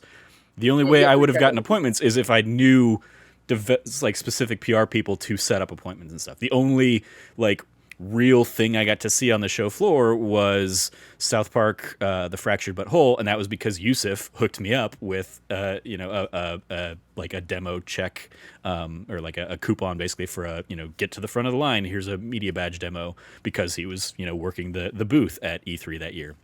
And Yusuf, as we've covered many times, is in fact the homie. And he is the homie, and he's now out there hosting the Ubisoft Forward, and that's, I was awesome. so proud. I was so happy and proud of him. Exactly. Also, my gosh, so yeah, like that's, we'll go into that. We would still be like, we are very much beholden to our relationships in the industry if we want to cover those things. Yeah, we could certainly do the watch-alongs to the streams and stuff like that, and talk about or write up our impressions of everything that was shown. But if we want demos or behind closed doors things at a physical E3, we're going to need to know the PR people to talk to get those appointments. Oh, for sure. Either as a consumer person or even as a media. So the ESA provides zero value to us if we were to try and do that, that's why I have zero interest in supporting them. It's like what's the point if I hear you. 100% so and so at Adult Swim Games or something is going to give us a demo. Or like Devolver, I guess, would be a better example of like, hey, if we can get the demo at Devolver at the parking lot across the street, which they usually do, it's like then like they're actively not working with the ESA, so like that's going to be better very access much, for us than anything else. So that's where I kind of land on a lot of that stuff. But speaking of Ubisoft, we did have the Ubisoft Forward was the one of the big flagship conferences there of Saturday, hosted by our friend Yusuf Magid, of course. It was a Ubisoft Forward. It was kind of what I expected going into it, like no ground shattering announcements. We got a decent look at / reveal of Extraction, which looks cool if you are a Rainbow Six Siege kind of fan and you're looking for PvE kind of experience. I was like, cool, this isn't going to be for me, but I appreciate that they spent enough time because that game's coming out, so they need to really show that off and really target its audience. And we saw a handful of things. I thought Riders Republic was probably the thing that really like caught my eye the most out of that presentation. It's still not a game that I'm going to check out, but I definitely mentioned to Frank, I was like, that definitely gave me a ton of Tony Hawk vibes. So like, knock yourself out if you play in that one. You and I have talked extensively about Far Cry, especially Far Cry 6, and whether it's political or not. And they came out after we recorded that whole thing saying like, actually it is political. And it was like, no fucking shit. Of course it's political. What do you... Carlo Esposito's... Carlo Esposito, Juan Carlo. Yeah, Giancarlo Esposito. Giancarlo Esposito, his interview with Jeff Keighley was very politically charged. Yeah, indeed, yes. He did not shy away from that. So we saw straight saying like, I took inspiration directly from Fidel Castro and Hitler. And it's like and Hitler. Yeah. And it's just like, yep. Yeah. Thank you. He gets it. Like he gets it, and then seeing them kind of like double down on that. I think in the Oh, go ahead. And continue. Yeah, I was gonna say because they did a little showcase thing, but we've seen so much of Far Cry that I didn't really Yeah. care about like that is a game that is already overexposed for me given the number of times we saw it because it was in the Summer Game Fest. It would go on to be in the Xbox One after this, and obviously it had its own thing weeks before. What the question I have for you really is, what do you think of the like Far Cry villains thing that they kind of announced for the season pass, where it looks like we're going to get to play as Voss or Pagan Min or Joseph Seed, kind of getting to see the world from their perspective in whatever that ends up being. No thanks. Yeah. Okay. Because I know we had talked at length about like whether those villains are forgettable or not, and stuff like that. I think Voss was the first time we saw a villain in a video game be as intimate with you in a first-person perspective than I think we've seen ever. And I think he is such a notable character from his attire, the authority he commands, the acting behind it. I think that there was just such a perfect storm that made Voss. Pagan Min never felt that way. Joseph Seed especially did not feel that way. Like I said it before, and I'll say it again. I cannot express how disappointed I was with the lack of substance from anything regarding Far Cry 5 on almost every level. It's just such a shallow game. And so I'm just we'll go ahead and we can wrap it up there because I'm looking at the I had not looked at like the description of the DLC, but yeah, from Ubisoft's own thing, they basically say set in the twisted worlds inside the minds of each character that feature locations from Far Cry 3, 4, and 5. Each DLC will see you getting stronger the longer you survive by unlocking perks and finding new weapons. Each time you die, you'll start over from scratch. So I'm like, okay, it's just a fucking roguelike or horde mode as these villains or whatever. I'm not even going to continue my thoughts then, because it's pointless at this point. Yeah, it's such a nothing thing. Yeah. There's so much about Far Cry, it's just such a nothing burger at this point. Yeah. It is a fun, mindless podcast game for me, occasionally. I mentioned with Frank, I was like, it's the kind of thing, it's coming out, October?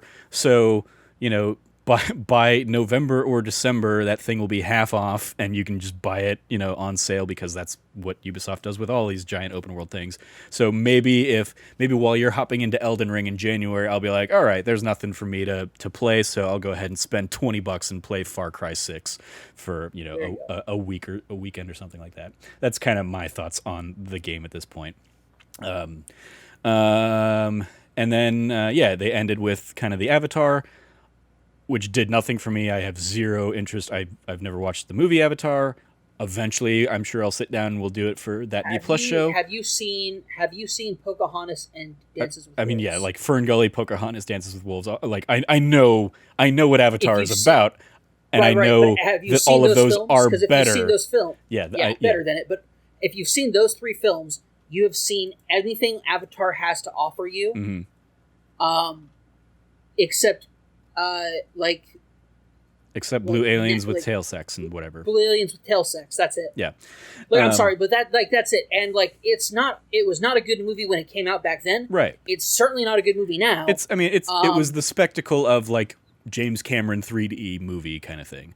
And James Cameron is James Cameron, and he can put out a pile of garbage that's on fire and say, "Look at it," and people will dumpster dive into whatever kind of bank accounts they have to throw money at it. Yeah. Sorry, I got lost in my metaphors there. Basically, James Cameron has never done anything after Aliens that has been, has been innovative outside of, he develops new camera techniques. If you're a film person and you're a camera film person especially, yes, you love James Cameron. Because he is that is the kind of guy that he is. James Cameron is the camera guy that they gave a director's chair to, and it shows. That being said, I could not there is not a big enough jerk off motion that I could do to show how little I care about this concept of a game in the Avatar universe. It is beyond nothing. I want to give and show my displeasure about this, but there's not a sufficient way for me to do so. Fair. Real quick, I am going to refute your James Cameron has done nothing good since Aliens perspective with Terminator 2. Terminator 2, you're right. Never mind. I take that back. I take that back completely. I would also argue True Lies is a fun one as well. True Lies is a but good yeah, one. then came Titanic, and Titanic is great for what it is, but it is very schlocky and romance and stuff like that. But anyway, the greatest thing about Titanic is that scene where the orchestra plays one last time, and they say it's been an honor, mm-hmm. and they all nod to each other and they play as they fall to their deaths. That is the pinnacle of what I love about Titanic. Anything that has to do with Jack and Rose, I could care less about. The greatest thing about Titanic for me is that I played My Heart Will Go On in Disneyland. Oh, that's right. You remember I want to say it was 7th or 8th grade. It would have been 8th grade. I was one of the drummers that played both in the band and the orchestra. And the orchestra that year went and got to do a behind the scenes thing at Disneyland, and so we got to record in the recording music studio booth where they record the music for Little Mermaid and stuff like that. And then we went out and performed in Main Street USA, one of the little cafe areas, and got to play My Heart Will Go On. And that is my favorite memory of Titanic, is that I had to play that song so many times for about a year there. But at least I got to do it at Disneyland. So that was really cool. Anyway, moving on. So yeah, anything else from Ubisoft we want to highlight, or are we good to move on to Devolver? I'm going to move on to Devolver. So yeah, Devolver, we already talked a little bit about. They went bonkers, crazy, definitely poking fun at the subscription models of your Xbox Game Pass, your Ubisoft Plus or whatever, Uplay, that's what I'm looking for. The EA Pass, EA Play Pass, whatever, all of those things, basically making fun of all those things, and also Disney Plus, because it was hey, here's a subscription, and now everything we're showing you is premium purchase on that subscription model. So yeah, it's definitely a fun, tongue-in-cheek humor to Devolver, as is often the case. Even though they didn't go on a murder spree and kill anybody, and so I lost points on that. They had a total inverse of that. It's the complete opposite of what they normally do, mm-hmm. and it was fantastic. I love Devolver so much. Shout out to not only the girl who played Dina in Last of Us being in there, but also I believe Lauren Lopez from the Star Kid Potter people, Star Kid Productions, aka Draco Malfoy in a Harry Potter musical. Oh, I believe she was I think she had one line, but she popped up, was I'm pretty sure that's Lauren Lopez. So if it was her, shout out to her and good for her. She was because she was on the side of the table that was with Dina, but she was cut off from most of the thing. So you only saw you saw her in one shot, I think. But yeah. Anyway, then moving on to Gearbox. Gearbox, my biggest miss of the show, as we touched on. Again, I did not watch Koch Media, but even if I had, I think I would be more angry at Gearbox, because Gearbox shows up and knows what E3 should be about, and fucked. They completely dropped the ball. They gave us shit in a bag. It was Randy Pitchford. Randy Pitchford took a dump in a bag and gave it to us. Yeah. That's what Gearbox E3 was. Yeah. I cannot emphasize how frustrating it is to see a movie set shown off where the majority of the time spent was Randy Pitchford hanging out with producers who talked about how video game movies are going to be the new comic book movies, and just this gigantic, just this it was a big old circle jerk. It was a Randy Pitchford circle jerk and middle finger to all of us, to be listen, I can steal from my employees. I can be just be a general pervert and be gross, and basically it was a reminder that no matter how far we get from it, Randy Pitchford's wild ride will never truly end. Yeah. Plus, Homeworld 3 is in development, as they reminded us 3 friggin' times, or 3 or 4 times throughout, with stupid little, dumb little interstitials where I was just like, you guys think Homeworld is way bigger deal than it really is, so nope. Just, like, Frank and I basically talked, the idea that, like, Gearbox is really the only, or Borderlands is really the only thing they have, and nobody cares about anything else. Oh, the fact that Godfall, like, their big Godfall announcement is like, hey, nobody bought it on PS5, so please buy it on PS4. This game that was designed for next gen, turns out we can make it work on last gen.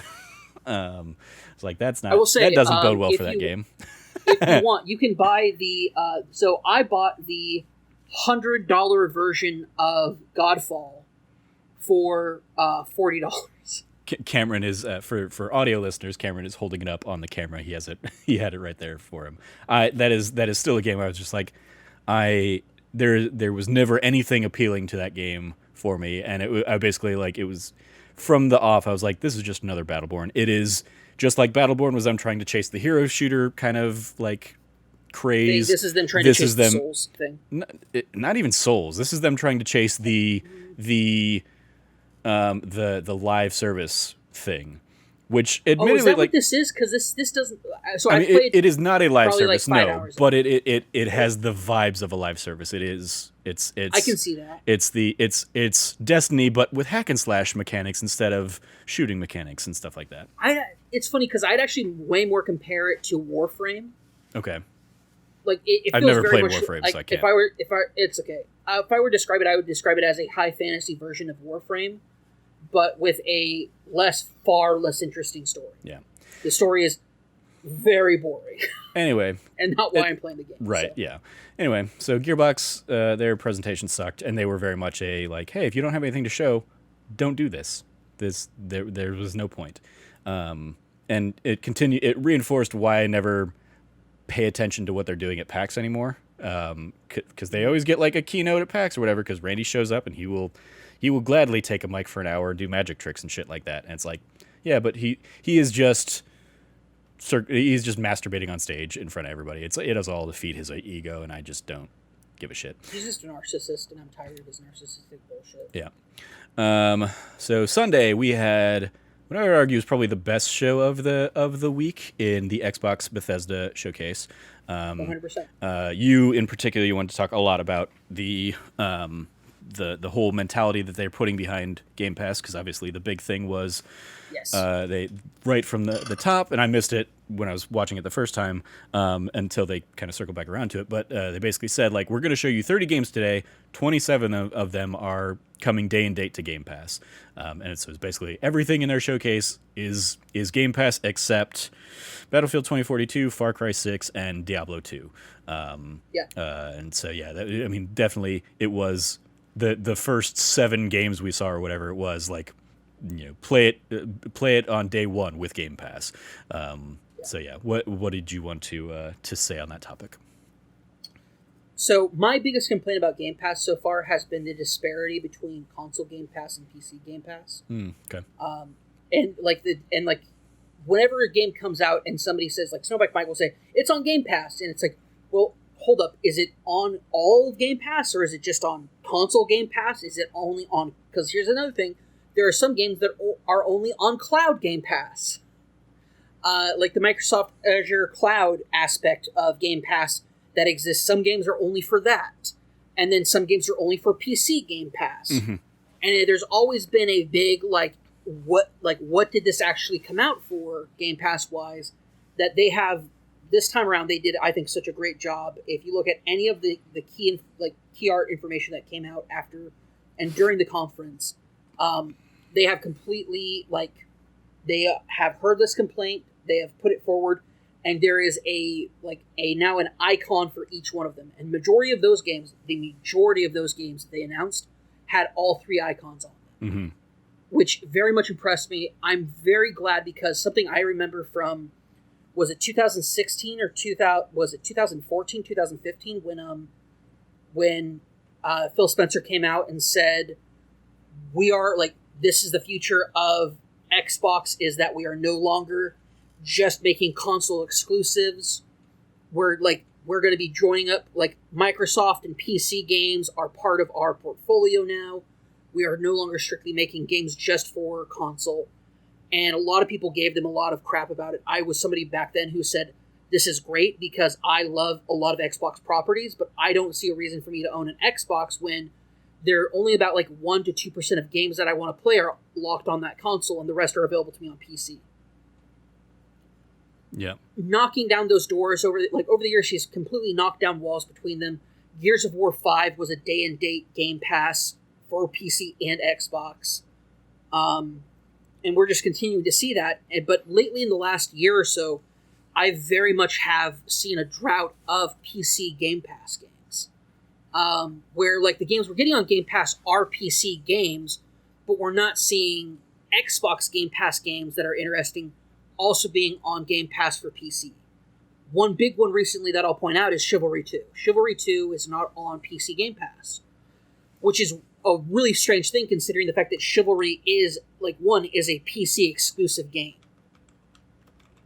And so not having access to it meant that I wasn't hopping in with Snowbike Mike and the rest of the boys to play as we like to call Mordecai, which is what Mike read Mordau, the game Mordau to be. Mm-hmm. Read it as Mordecai. Snowbike Mike, I love him. But I wasn't hopping into that game day in, day one because it was on Game Pass. And I don't want to drop the $60 for a PC version, especially if crossplay isn't necessarily guaranteed to work right away. So this is kind of where I ended up being, and I'm like, that last one was like a very big frustration point for me. And coming through it and saying, okay, we are seeing a more united Game Pass. Xbox really is becoming more of the Game Pass as its core feature rather than console and creating a true Xbox ecosystem, I would say, is definitely being more of a reality now than it has been in past years. And seeing that push towards that has just been a very different kind of change of pace for what we saw from the conference and what we saw post-conference with a lot of the announcements afterwards. So, yeah, very, very happy to see what I was seeing from it. And it honestly made me really excited. I think it was downright the best conference this year. Mm-hmm. I think Nintendo came close, but you can't beat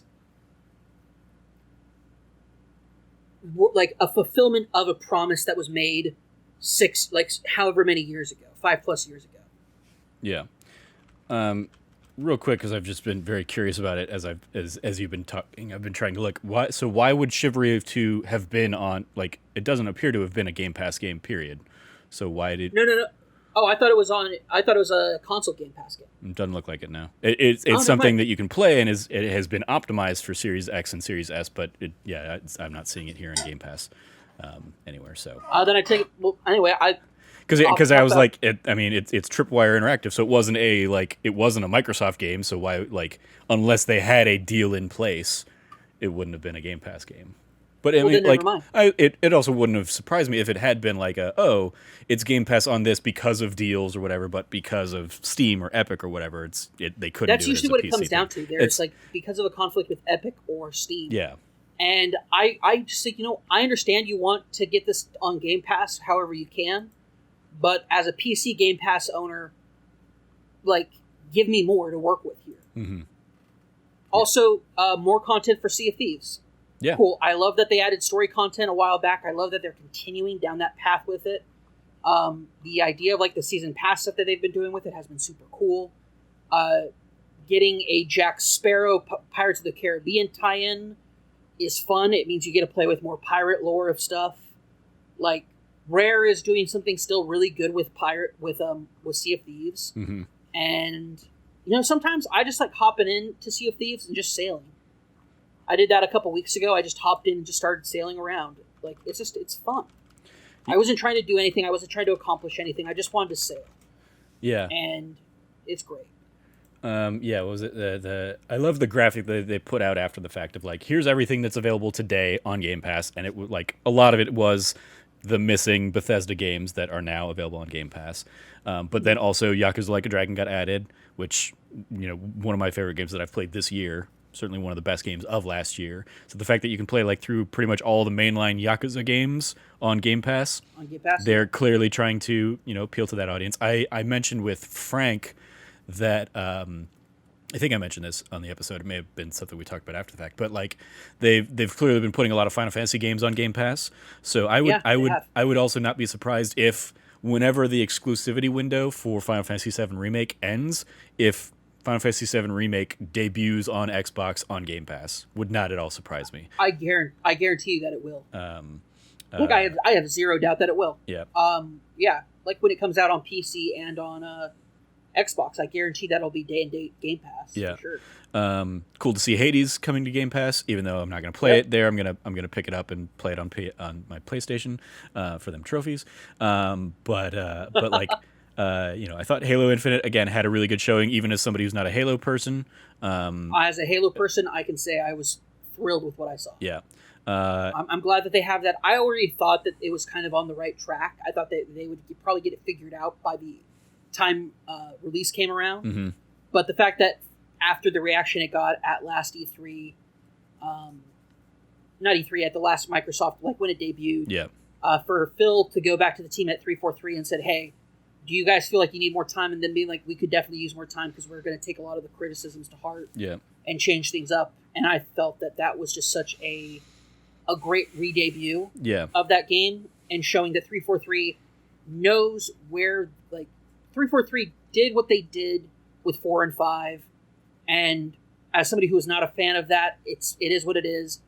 Seeing what they've done, like what they're doing with Infinite, I'm very excited to see what it ends up being. Yeah.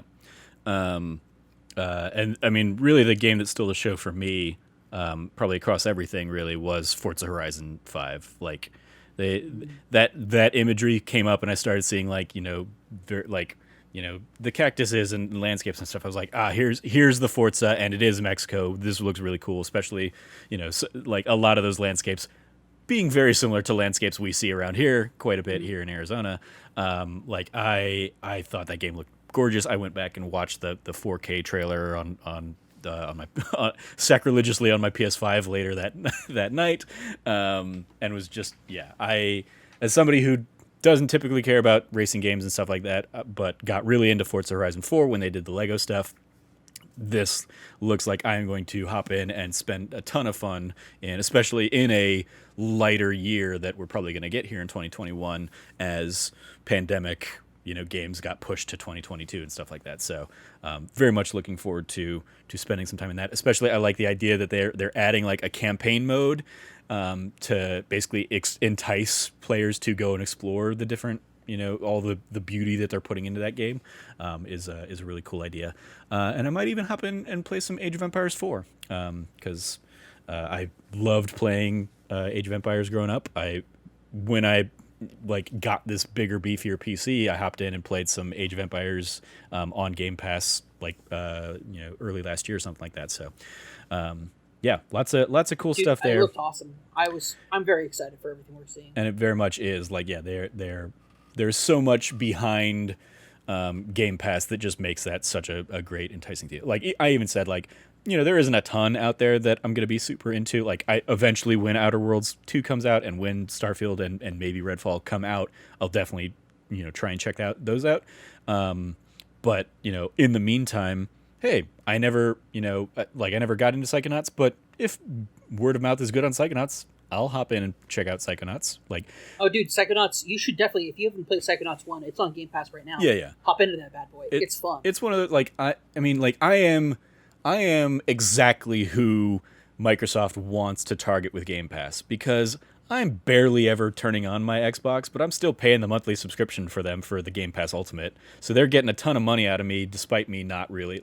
I used it for the Mass Effect trilogy when that was before the Legendary Edition came out, because of the EA, all three of the games were on there, and then on top of that, I put down the money to buy the DLC. When Forza 4 did the Lego stuff, I hopped in and played Forza 4 a little bit, and then it was like, hey, if you want to play the Lego stuff, you got to buy the DLC. And I was like, all right, yeah, I'll drop down the $20 or $30 or whatever it was for that, and had a great time with it. So they're getting exactly what they're trying to get out of me, despite it, like, because I still predominantly play things on PlayStation, especially because like a lot of the third party stuff is coming to Game Pass well after I would have already played it, Yeah. on PlayStation. So I'm not super eager to that. But the Bethesda being there in the future, I'm definitely going to be there for your Bethesda games, the Arcane games, and stuff like that. So yeah, Xbox had a great showing, and I was wowed by it. I was a little disappointed that Microsoft Flight Simulator is only going to work for Xbox Series X and S, because I was so tempted, or like I was hoping I would basically be able to give my dad my old or my Xbox One X that I bought, basically the Cyberpunk Xbox One X. I was like, I can give this to my dad and give him Game Pass or something and let him boot up Microsoft Flight Simulator, because his computer definitely won't run it, but that would be a fun thing. And so the fact that like if I wanted to do that, I'd basically have to get him like a Series S or something like that. I'm like, that's a little bit of a bummer, but I get it. Yeah, but at the same time, it's not extremely cost prohibitive either, though. No, I mean, like, it certainly beats the alternative of buying my dad a big beefy PC to run Microsoft Flight Simulator. But yeah, it's and also shout out and congrats to my dad, who retired as of yesterday formally. Dude, congrats! Yeah, he spent the last few years working on planes, working as basically a plane mechanic for a flight school, and they got hit during the pandemic and stuff. So he's been on and off. They've basically been bringing him back as government funding kind of came in and stuff. And finally he just washed his hands of it and said, yeah, I'm good. I'm retiring. So, yay for him. Shout out to him. But yeah, it's my dad's I've shown him, I've shown him like Flight Simulator, what Flight Simulator looks like now, because as I've touched on on the shows in the past, like that was like the gift my sister and I would get my dad for his birthday every year, is like we would get him Flight Simulator 95, 96, 97, like whatever that year's Microsoft Flight Simulator was. And he would fly around and he would show us like landmarks and stuff like that. And so showing him what that game looks like, or what that series looks like now, he was blown away by it. So, if he got to hang out and play that, I'm sure he would love it, especially now in his retirement days.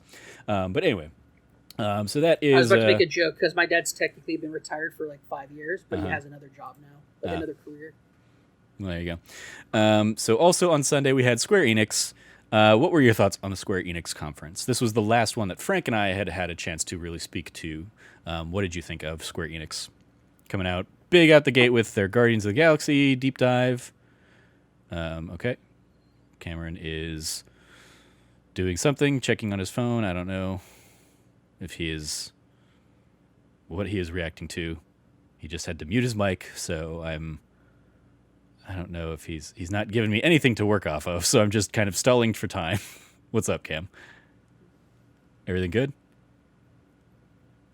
My disappointment was immeasurable, and my day was ruined. Okay. Again, I was trying to remember like the exact quote from the guy, the review of the Popeyes shrimp whatever combo from like years past, but some long forgotten meme that you went to. I want to make sure I got right. Went to find, and okay. It's a good enough meme that it deserves to be quoted correctly. Sure. But it also completely encapsulates my feelings about it. I did not know I could be this disappointed in a conference from Square Enix. What an absolute whiff. So many whiffs. Like, they tripled down on Life is Strange, and you were like, okay, we'll show, like, we're gonna use the only Hitman thing we have available to us, the snipers thing. Mm-hmm. And let's go ahead and top all of that off with like the most, oh, you're a Final Fantasy fan? Well, fuck you. Moves in Stranger by Paradise and the Pixel remasters. The Pixel remasters. The level of cringe and just absolute just garbage. Like, listen, when you put out the Gladios DLC for Final Fantasy 15, and it was the most underwhelming Final Fantasy 15 DLC, which, by the way, is saying something.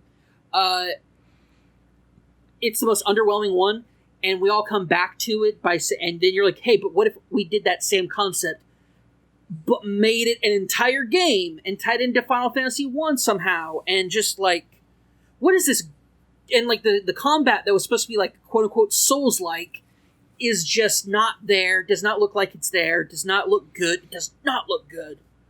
I mean, yeah, I definitely didn't get the Souls vibe from it until people were talking about it. That was the rumor that was coming out, right? And that's and the people who are playing the demo right now seem to support that it's more Souls-like. But I like in seeing it in trailer form, I was like, oh, this seems Devil May Cry-y.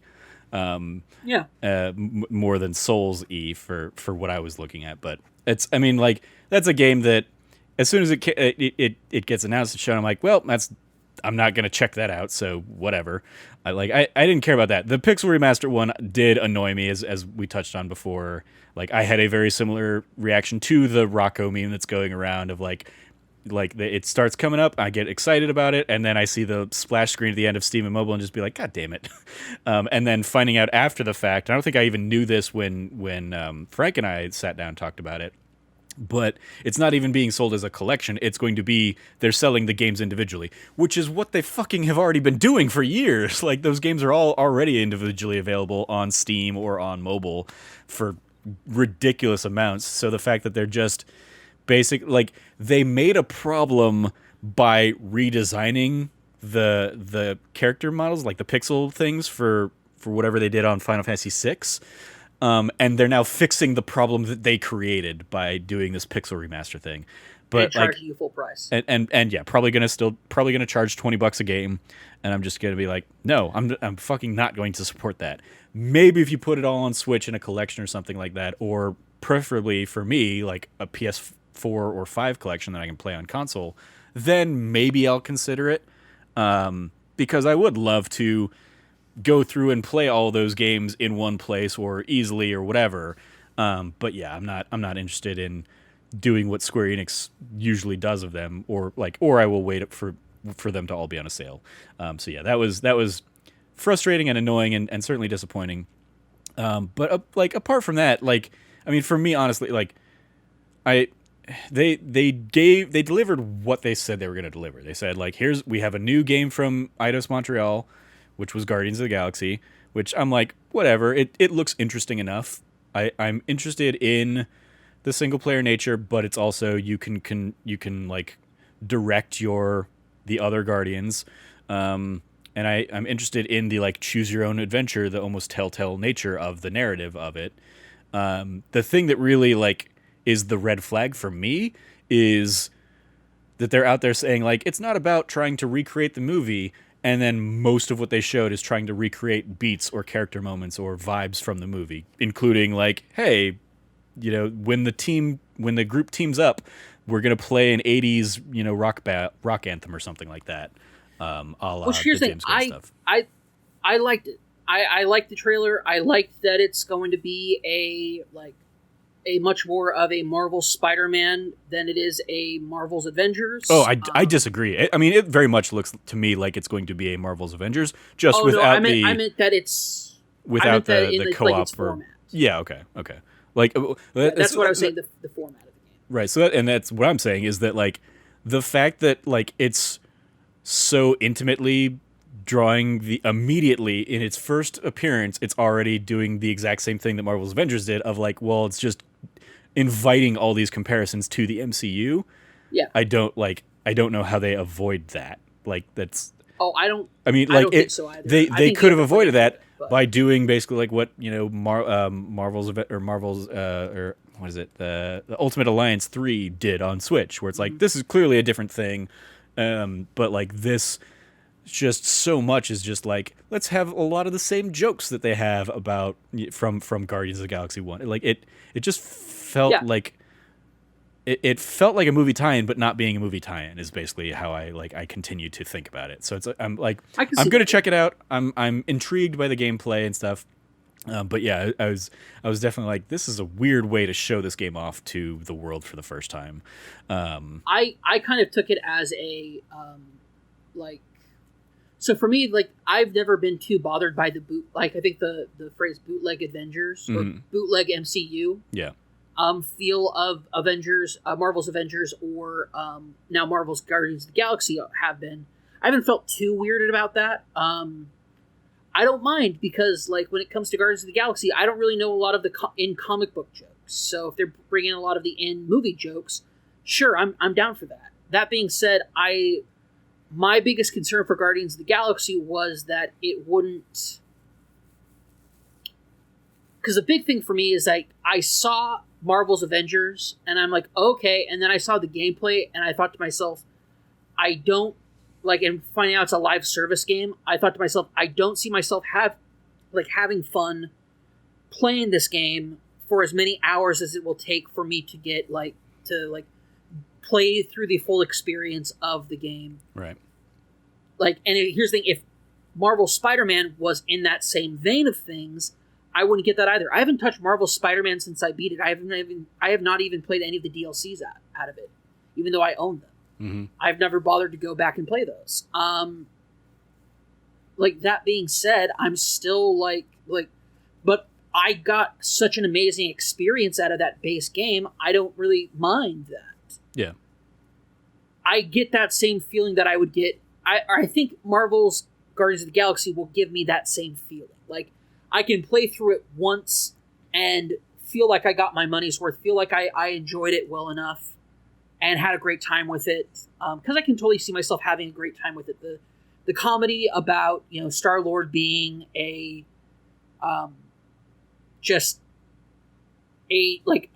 what's the best way to put it? A trailer park playboy. Okay. Yeah. In kind of like his, because, his womanizing is never seen as glamorous or fancy. It's seen as very, he's got an exotic taste, because he's always out there doing weird aliens, including in this one, like the tentacle that comes in. He's like, yeah, I'll call you. Which, again, like, that just even strikes me as, like, the same joke from, the first game or whatever. Like, I didn't even know I'm so sorry I forgot you. Yeah, the movie. I'm so sorry I forgot you're here. And it's, admittedly that was a much more humanoid alien, but it was still, like, the same kind of vibe. And joke a guy who's raised by nothing but aliens in a completely alien culture who doesn't really know humans. Yeah. I can't imagine what puberty must have been like when you're completely surrounded by people who don't look like human beings. What that must do to you, but. Yeah. But, I like that aspect of it. I like the idea that, he's like this trashy, like, he's a trashy version of a playboy. And I like that, okay, we're not going to get Daddy Rocket and Baby Groot. We're going to get, like, Rocket and Groot, classic Rocket and Groot. Okay, I'm down with that. Mm-hmm. I'm digging this. I'm digging that it's not the actors playing this character as that thing. It is just, but the character that the actors were playing is going to be in this game, I would say. Yeah. And it does give it a bootleg MCU feel, but I've always been on the record of being, like, kind of okay with that. Like, the feel of it has never been the problem for me. It's always just been, you're not going to pull me in for a live service game for that many hours on a game that is like that. So, yeah, that's fair. I'm on board liking it, but we'll see what happens after that. Yeah. How about Babylon's Fall? Did that do anything for you? Does that game do anything for you? It made me really sad. Because it does not, like, from what I understand, this is Andy Cortez. I was watching a Gamescast that he was on, a kind of funny Gamescast that Andy Cortez was on, and he was talking about how the art style did not translate to compression video very well. Apparently, it's very watercolor type based, art style to it. It has, so it's not as clean or crisp as you might want. What I will say is that I was expecting and hoping for more of a single player experience, and it looks like this is really more of a climb the tower. Like, the journey of climbing the tower is more important than your cause of your journey or your destination. It's kind of the feel I got from it, which is a thing that's kind of it's well drawn on as far as a concept goes, but I will have to wait and see more of what comes out in the future on it, because from what I saw, I was just left extremely unimpressed by it. Okay. Yeah. For something that from Platinum Games especially, I was extraordinarily unimpressed. It's definitely one that, like, from the first time I saw it, I was like, well, this isn't going to be a Trevor game. And like, a lot of that is Platinum Games just don't do anything for me, so. All right, well, I think that's Square Enix. Yeah, and we already touched on, like, their big, like, one more thing being this weird, because it was the Final Fantasy Origin game that had, like, leaked ahead of time, and just being like, what well, a troll. This what is, an absolute troll. This is very weird, but whatever. I mean, like all said, like, I'll hop in for War of Wakanda when that comes out. I'll like, even though, like, and even I'm not really doing anything Marvel's Avengers anymore, so, like, whatever. But yeah, I'll check that one out when it comes out. I'll do what I did with, like, the Hawkeye DLC, where it's like, I'm not gonna stay in that game. I'm not gonna grind to get those characters, battle passes or whatever up to max. I'm gonna hop in, check out the new story, and bounce.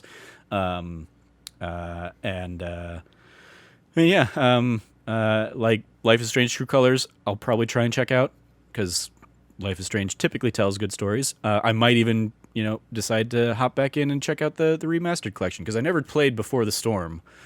So we'll see. Neither did I. We'll see what that looks like.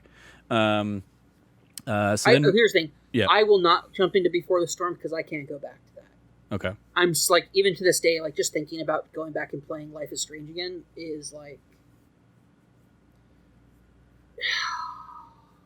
emotionally, I don't want to say traumatizing, but when I finished that game, I buried it. Like, that was a game that, like, I finished and I know I will never touch again, because the game I played through, to me, is, like, it's sacrosanct. That is your game. It's very much what Logan talks about when he talks about his Emily is Away stuff. Like, he plays those games once, and that's his canon playthrough, and then he's done. That kind of thing. There's something far more emotionally attached to my experience with Life is Strange. Certainly, of course, yeah. But yeah, same thing. And it's not about canon either. Like, you can have other playthroughs, and that's fine, but the emotional journey I went on, not knowing what I was walking into. Mm-hmm. I will remember. I mean, one of my, like, because I played Life is Strange after everything was out. I didn't play it, like, as episodically as it was coming out, and I played it basically, like, a couple months after, like, Game of the Year stuff. I was playing it. It was one of those games I played, and I wrote a piece about this at the time. It was one of the games that helped me through my breakup with Kat at the time. And I remember playing it, and there being, an emotion attached to that as well. But then the moment where you're trying to talk the person down off the ledge in, I think, episode 2 or whatever, is one of the most tense, like, feelings I've ever had in a video game.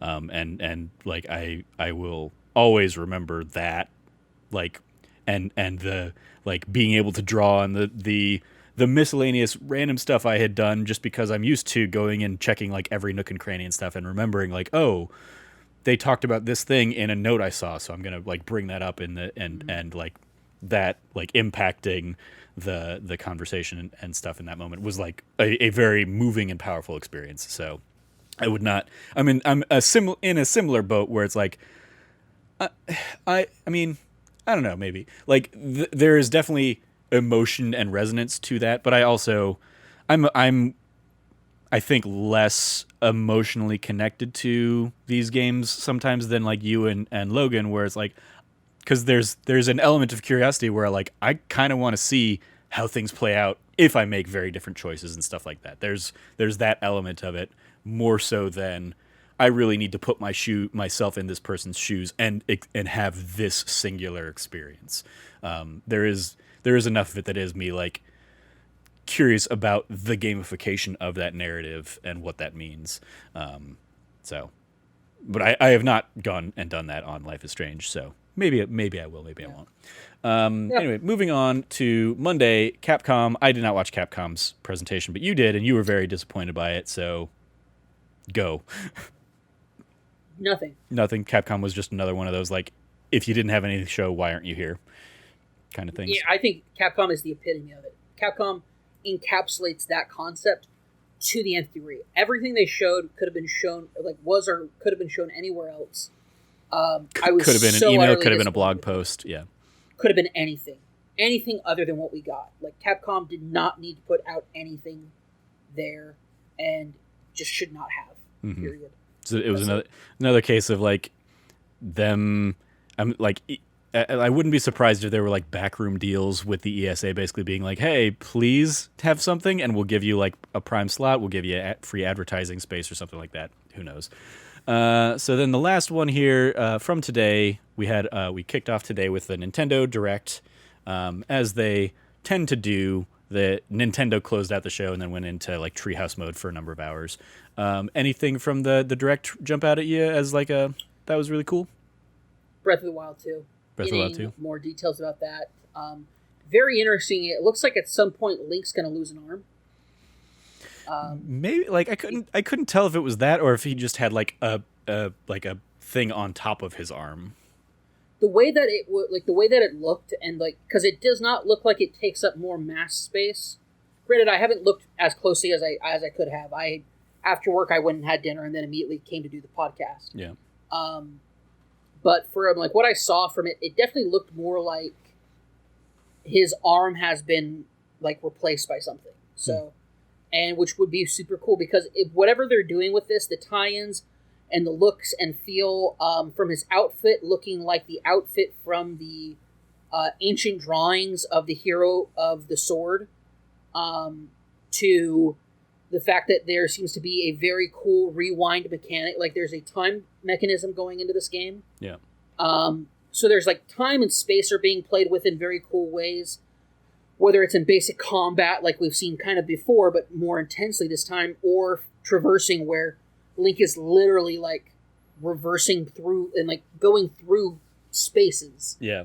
In a very leap between worlds kind of way. Yeah. Oh, I definitely think that like the ability to rewind time or manipulate time in certain moments is absolutely going to be like a new puzzle mechanic in the same way that magnetism was and the other elements that made the just exploring the world and just doing things in the world of Breath of the Wild as fun as it was for a ton of people. I think that is a natural, like, new ability to add to things. Especially, there was a section of It Takes Two that involved, like, that kind of thing, where it was, like, okay, like, one of the characters can manipulate time and kind of, like, so you have, like, a statue, and, you know, if you make it go forward in time, it falls and crumbles, and then if you make it go back in time, it rewinds and it's restored, and is a platform that you can jump on or something like that. I would expect to see similar vibes in the Breath of the Wild 2 sequel. Be interesting to see what that is. I mean, it definitely is also interesting that they're adding kind of the Skyward Sword vibe to it, in that like you're going to be, you know, in the world above Hyrule as well this time around. So who knows what that will end up looking like. I hope for the best. I still, a lot of my issues with the original Breath of the Wild probably are not going to be resolved in this one, so I imagine I will still have a lot of my same frustrations, but you know, I'll give it a shot and hope for the best. And I'm happy for everybody who loves the original Breath of the Wild, obviously, of course. I am looking forward to having a more built-in story this time around. That's what that's like one of the things that I would really hope for. Is I was very let down by the story of the first game, because it's ostensibly like 11 cutscenes that you can see in any order, and that was about it. And plus like the four for like the you know, former Guardians or whatever are included in all that. Anyway, you got into Age of Calamities, right? Hyrule Warriors. Oh yeah, I have one more. I think I have 2 more levels to beat before I finish the main story. You gonna check out the DLC? For sure. Cool. What I said before, double down on it. Like it had the storytelling you're getting in Age of Calamity is so good. Like it's good. It's just good Zelda goodness, with just also because it gets to a point where they bring in some flat out like You want to confirm that this is 100% like we are messing with the timeline and events of what happens? 1,000%. I'm not going to spoil it because it's such a good moment because you just do not expect it. Mm-hmm. But when it happens and it hits, you're like, oh, this is the kind of game that it is. All right. One of the interesting theories I saw going around, because I saw an article that was basically like, there is a title, they've landed on a title for Breath of the Wild 2, they just don't want to announce it yet because it, might be spoilers. I'm like, well, that's a weird thing because eventually you're going to have to announce that sometime before release, so it's weird that you're still like that's the excuse you're going with. But then I saw somebody basically point out like the idea of like the rise of Skyloft, I think was a subtitle tying into Skyward Sword, which is currently canonically like the beginning of the Legend of Zelda stuff, and Breath of the Wild takes place like 1,000 years later, and so. Mm-hmm. What if it is like this weird like time loop? Time is a flat circle kind of loop. I think it was like Per Schneider. I think tweeted that or something. But I think that would be an interesting idea. Certainly, the idea of cycles and the cyclical nature of the greater Zelda mythos is very important. Also, so the earliest one of the Legend of Zelda is in a short story penned by the lead developer of Skyward Sword, which is about the hero, basically like the hero. So before we dive into this deep lore, is that actually canon or is that just like it? It's canon. Okay. Because the way Barrett was talking about it on the Kind of Funny thing was Skyward Sword is the first, and the way way they presented it in the direct, it was like Skyward Sword is where all of this began. It's where Zelda becomes a legend and all that kind of stuff. So all of that is true. The earliest iteration of Link is prior to something, and it's very different, and it sets up the idea of cyclical reincarnations and things happening outside of certain things, and so it's a short story. It's very good, but it actually sets up why Link is particularly different from the rest of Skyloft. That sets him apart from that, and then in Skyward Sword is where the Legend of Zelda is put into effect. The Master Sword, Zelda, the goddesses, the Triforce, all of that is firmly established in that. The prequel short story does not have any of those mythoses in it. It just has something to do with Link. Okay. So the earliest version of Link and the earliest version of that is a short story that is a prequel to Skyward Sword. That's it. If it's not in a game, it doesn't count in my eyes, but sure. Anyway, anything else from the Nintendo one jump out at you? For me, Advance Wars. Advance Wars 100%. Coming back, because that is a game I did not ever play the Advance Wars on the original Game Boy Advance, but I've heard great things over the years, and I'm certainly a fan of those kinds of tactical strategy games when the mood strikes. So that's definitely something I'll check out. Looked really good. I'm excited to see what everybody's been ranting and rave about on that one. Did Metroid Dread do anything for you? Yes, it did. Yep. I saw Metroid Dread and I was like, this looks very cool. I like the idea of bringing in a horror element. I like that they're reviving a shelved project. Yeah. And bringing it back and making it look better than ever. But also, I will say another thing that jumped out at me is the Mario Party stuff. Mario Party All-Stars or whatever it is. Superstars, yeah. The collection of the 1 through 3 Mario Party 1 through 3's best maps. Or game boards, rather. Yeah. And being able to play those online sounds awesome. I'm super into that. Yeah. But yeah, overall, Nintendo was just like it was the A show to Xbox's A plus show to me. That's fair. Yeah, I thought with Nintendo, I was like, okay, they didn't have any of their big heavy hitters, but they did come out and basically like say, hey, here are the games that are going to be what's on the Switch for the rest of the year, which is great. And so like that's like, because as somebody who's only really played the Switch this year for the Pokemon Snap, like Advance Wars is probably the only other one that's going to get me to come back to the Switch, because I've never been a Metroid person. So as great as the Metroid game looks, and you know, all that stuff, like, and I'm happy for another 2D Metroid for the people who are looking for that. It's just not going to be my thing. So Advance Wars is probably like really the only other thing that I can see bringing me back to my Switch this year. Unless there's like some cool indies and stuff I want to check out here and there. But like still, there was like enough there for a ton of other people. Like Shin Megami Tensei 5, for example. Like that's never going to be me, but like that absolutely seems like up your alley and stuff like that. Yep. So yeah, it somebody definitely. who's a big fan of the Devil Summoner series, I'm very excited for Shin Megami Tensei 5. There you go. It definitely struck, or like even like Danganronpa coming to Switch. It's like, hey, it really is the Vita 2.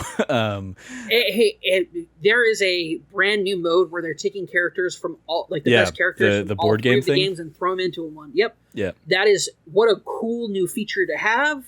Super, like, I don't know if I'll pick it up and play it, but what a cool idea. Yeah, and you could buy just that if you want.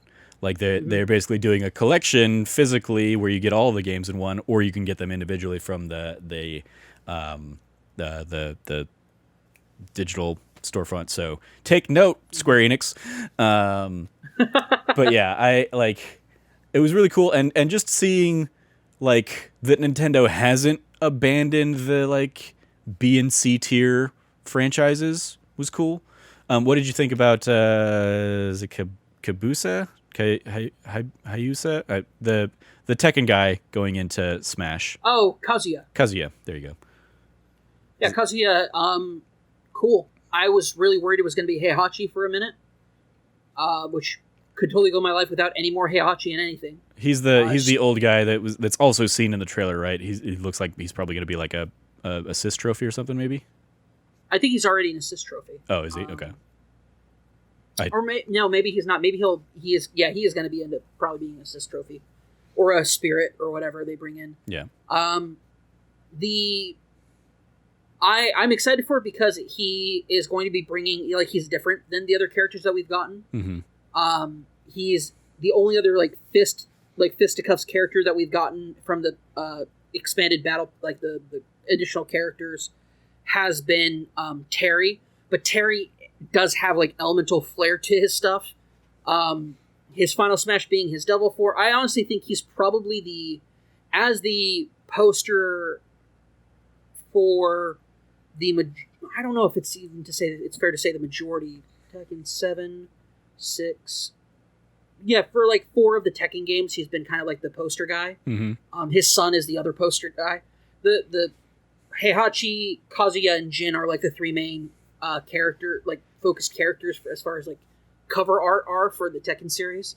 And so like any one of them would have been a great representation, but I think Kazuya is where it's like a better one to be at, is because he's gonna be it is a more standardized type of character that you would want in there, because Heihachi doesn't have supernatural abilities. Kazuya does. Kazuya only has one fighting style. Jin transfers between 2 depending on like different things, so it makes sense why you pick Kazuya over the other 2.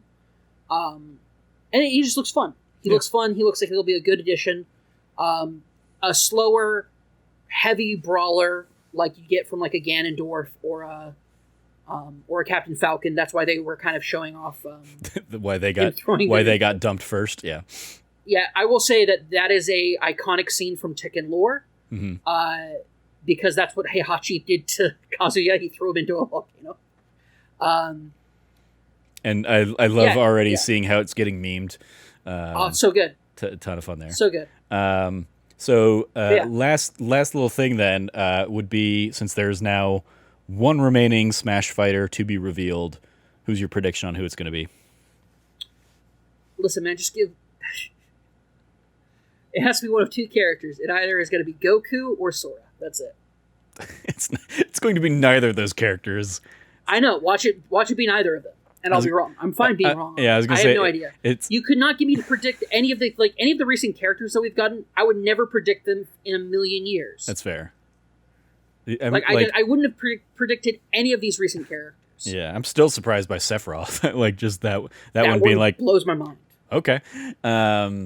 Yeah. Like, don't get me wrong, it's fine, because it's like, okay, Sephiroth is from the same game as Cloud. He's been in the game for forever. Yeah. Since Wii U. Yeah, for forever. So like, he surprised everybody by getting added to the Wii U version. Yeah. Yes, he did. It'll be very interesting. Like, because I think, like, the two front runners in my mind would be Crash or Waluigi, just because of, like, the fervor of the people I know. But I never want Waluigi to be in this game. I don't either. Because no. I love. I don't want. I want it just because half of what makes Waluigi great is that he never gets his due. Mm-hmm. Like, you would not care about Waluigi if he was in every game. The fact that you have a lack of Waluigi is why you crave Waluigi. Speaking of does WarioWare do anything for you? Very much. Yep. Like I said, like, when it comes to, so Xbox got me excited for not just what's coming in the next year, but very much what the future of Xbox and Microsoft ecosystem is going to be. Mm-hmm. Versus Nintendo getting me very excited that they're bringing back, like, some of the things I thought were dead and gone are back.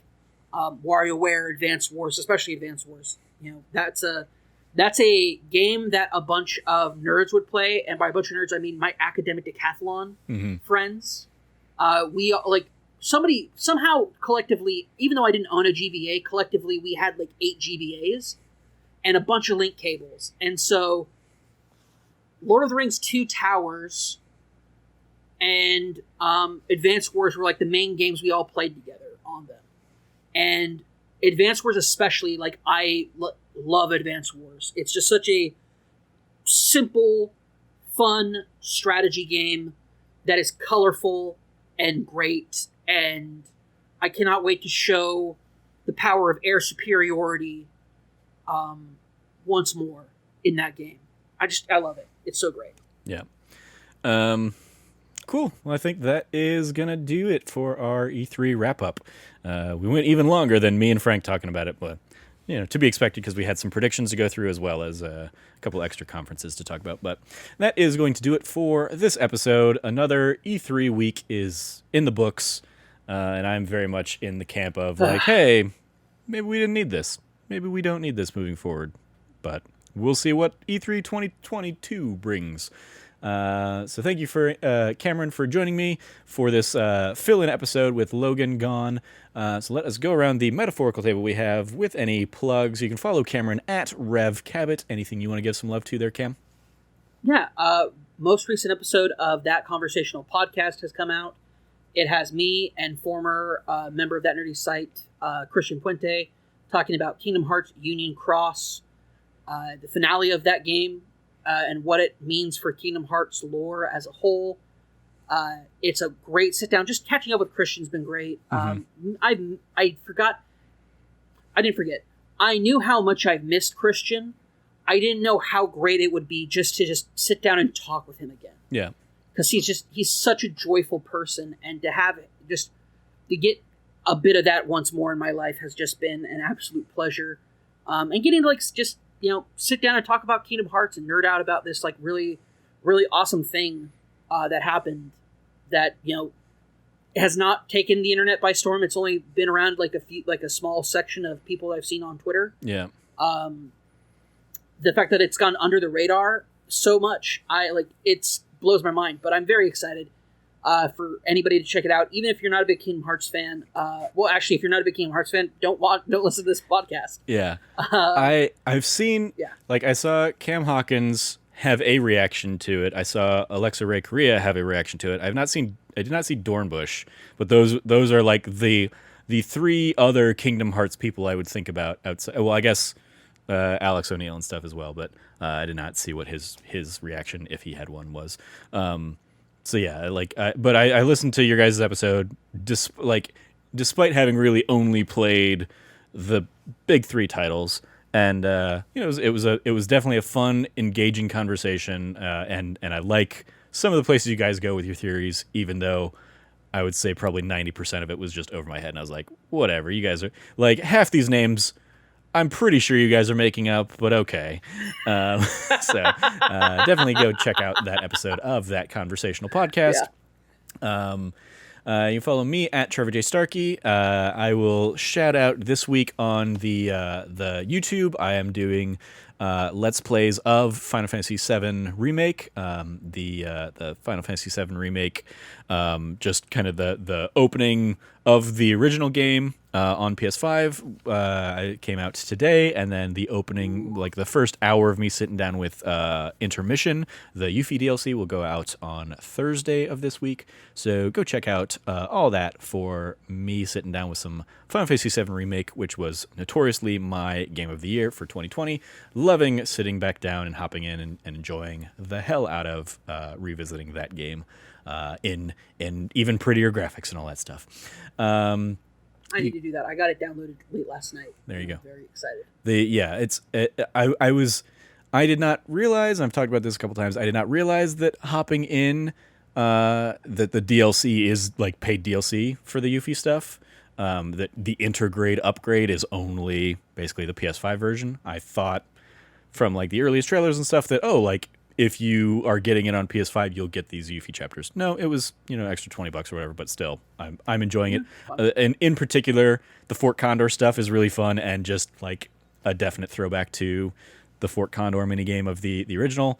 And I just love how the game like re-envisions some things of just the original that are just so ingrained in my mind of the original series. So, yeah. I'm very excited to play through Intergrade as well and talk to you about it, and then especially talk about those deep ground elements. There you go. You can follow all of us over at That Nerdy Site, or check out thatnerdysite.com for all the latest from us. Once again, if you liked what you heard, please remember to rate, review, like, subscribe, maybe even consider supporting us over on Patreon, patreon.com/thatnerdysite, where every patron gets early access to one of our other podcasts, That Nerdy Site Show. I'm clearly just reading this from that doc because I do not have the normal show document for that news you care about. But as always, thank you for listening. Stay nerdy, be good to each other, and since Logan loves throwing it into this one, class dismissed.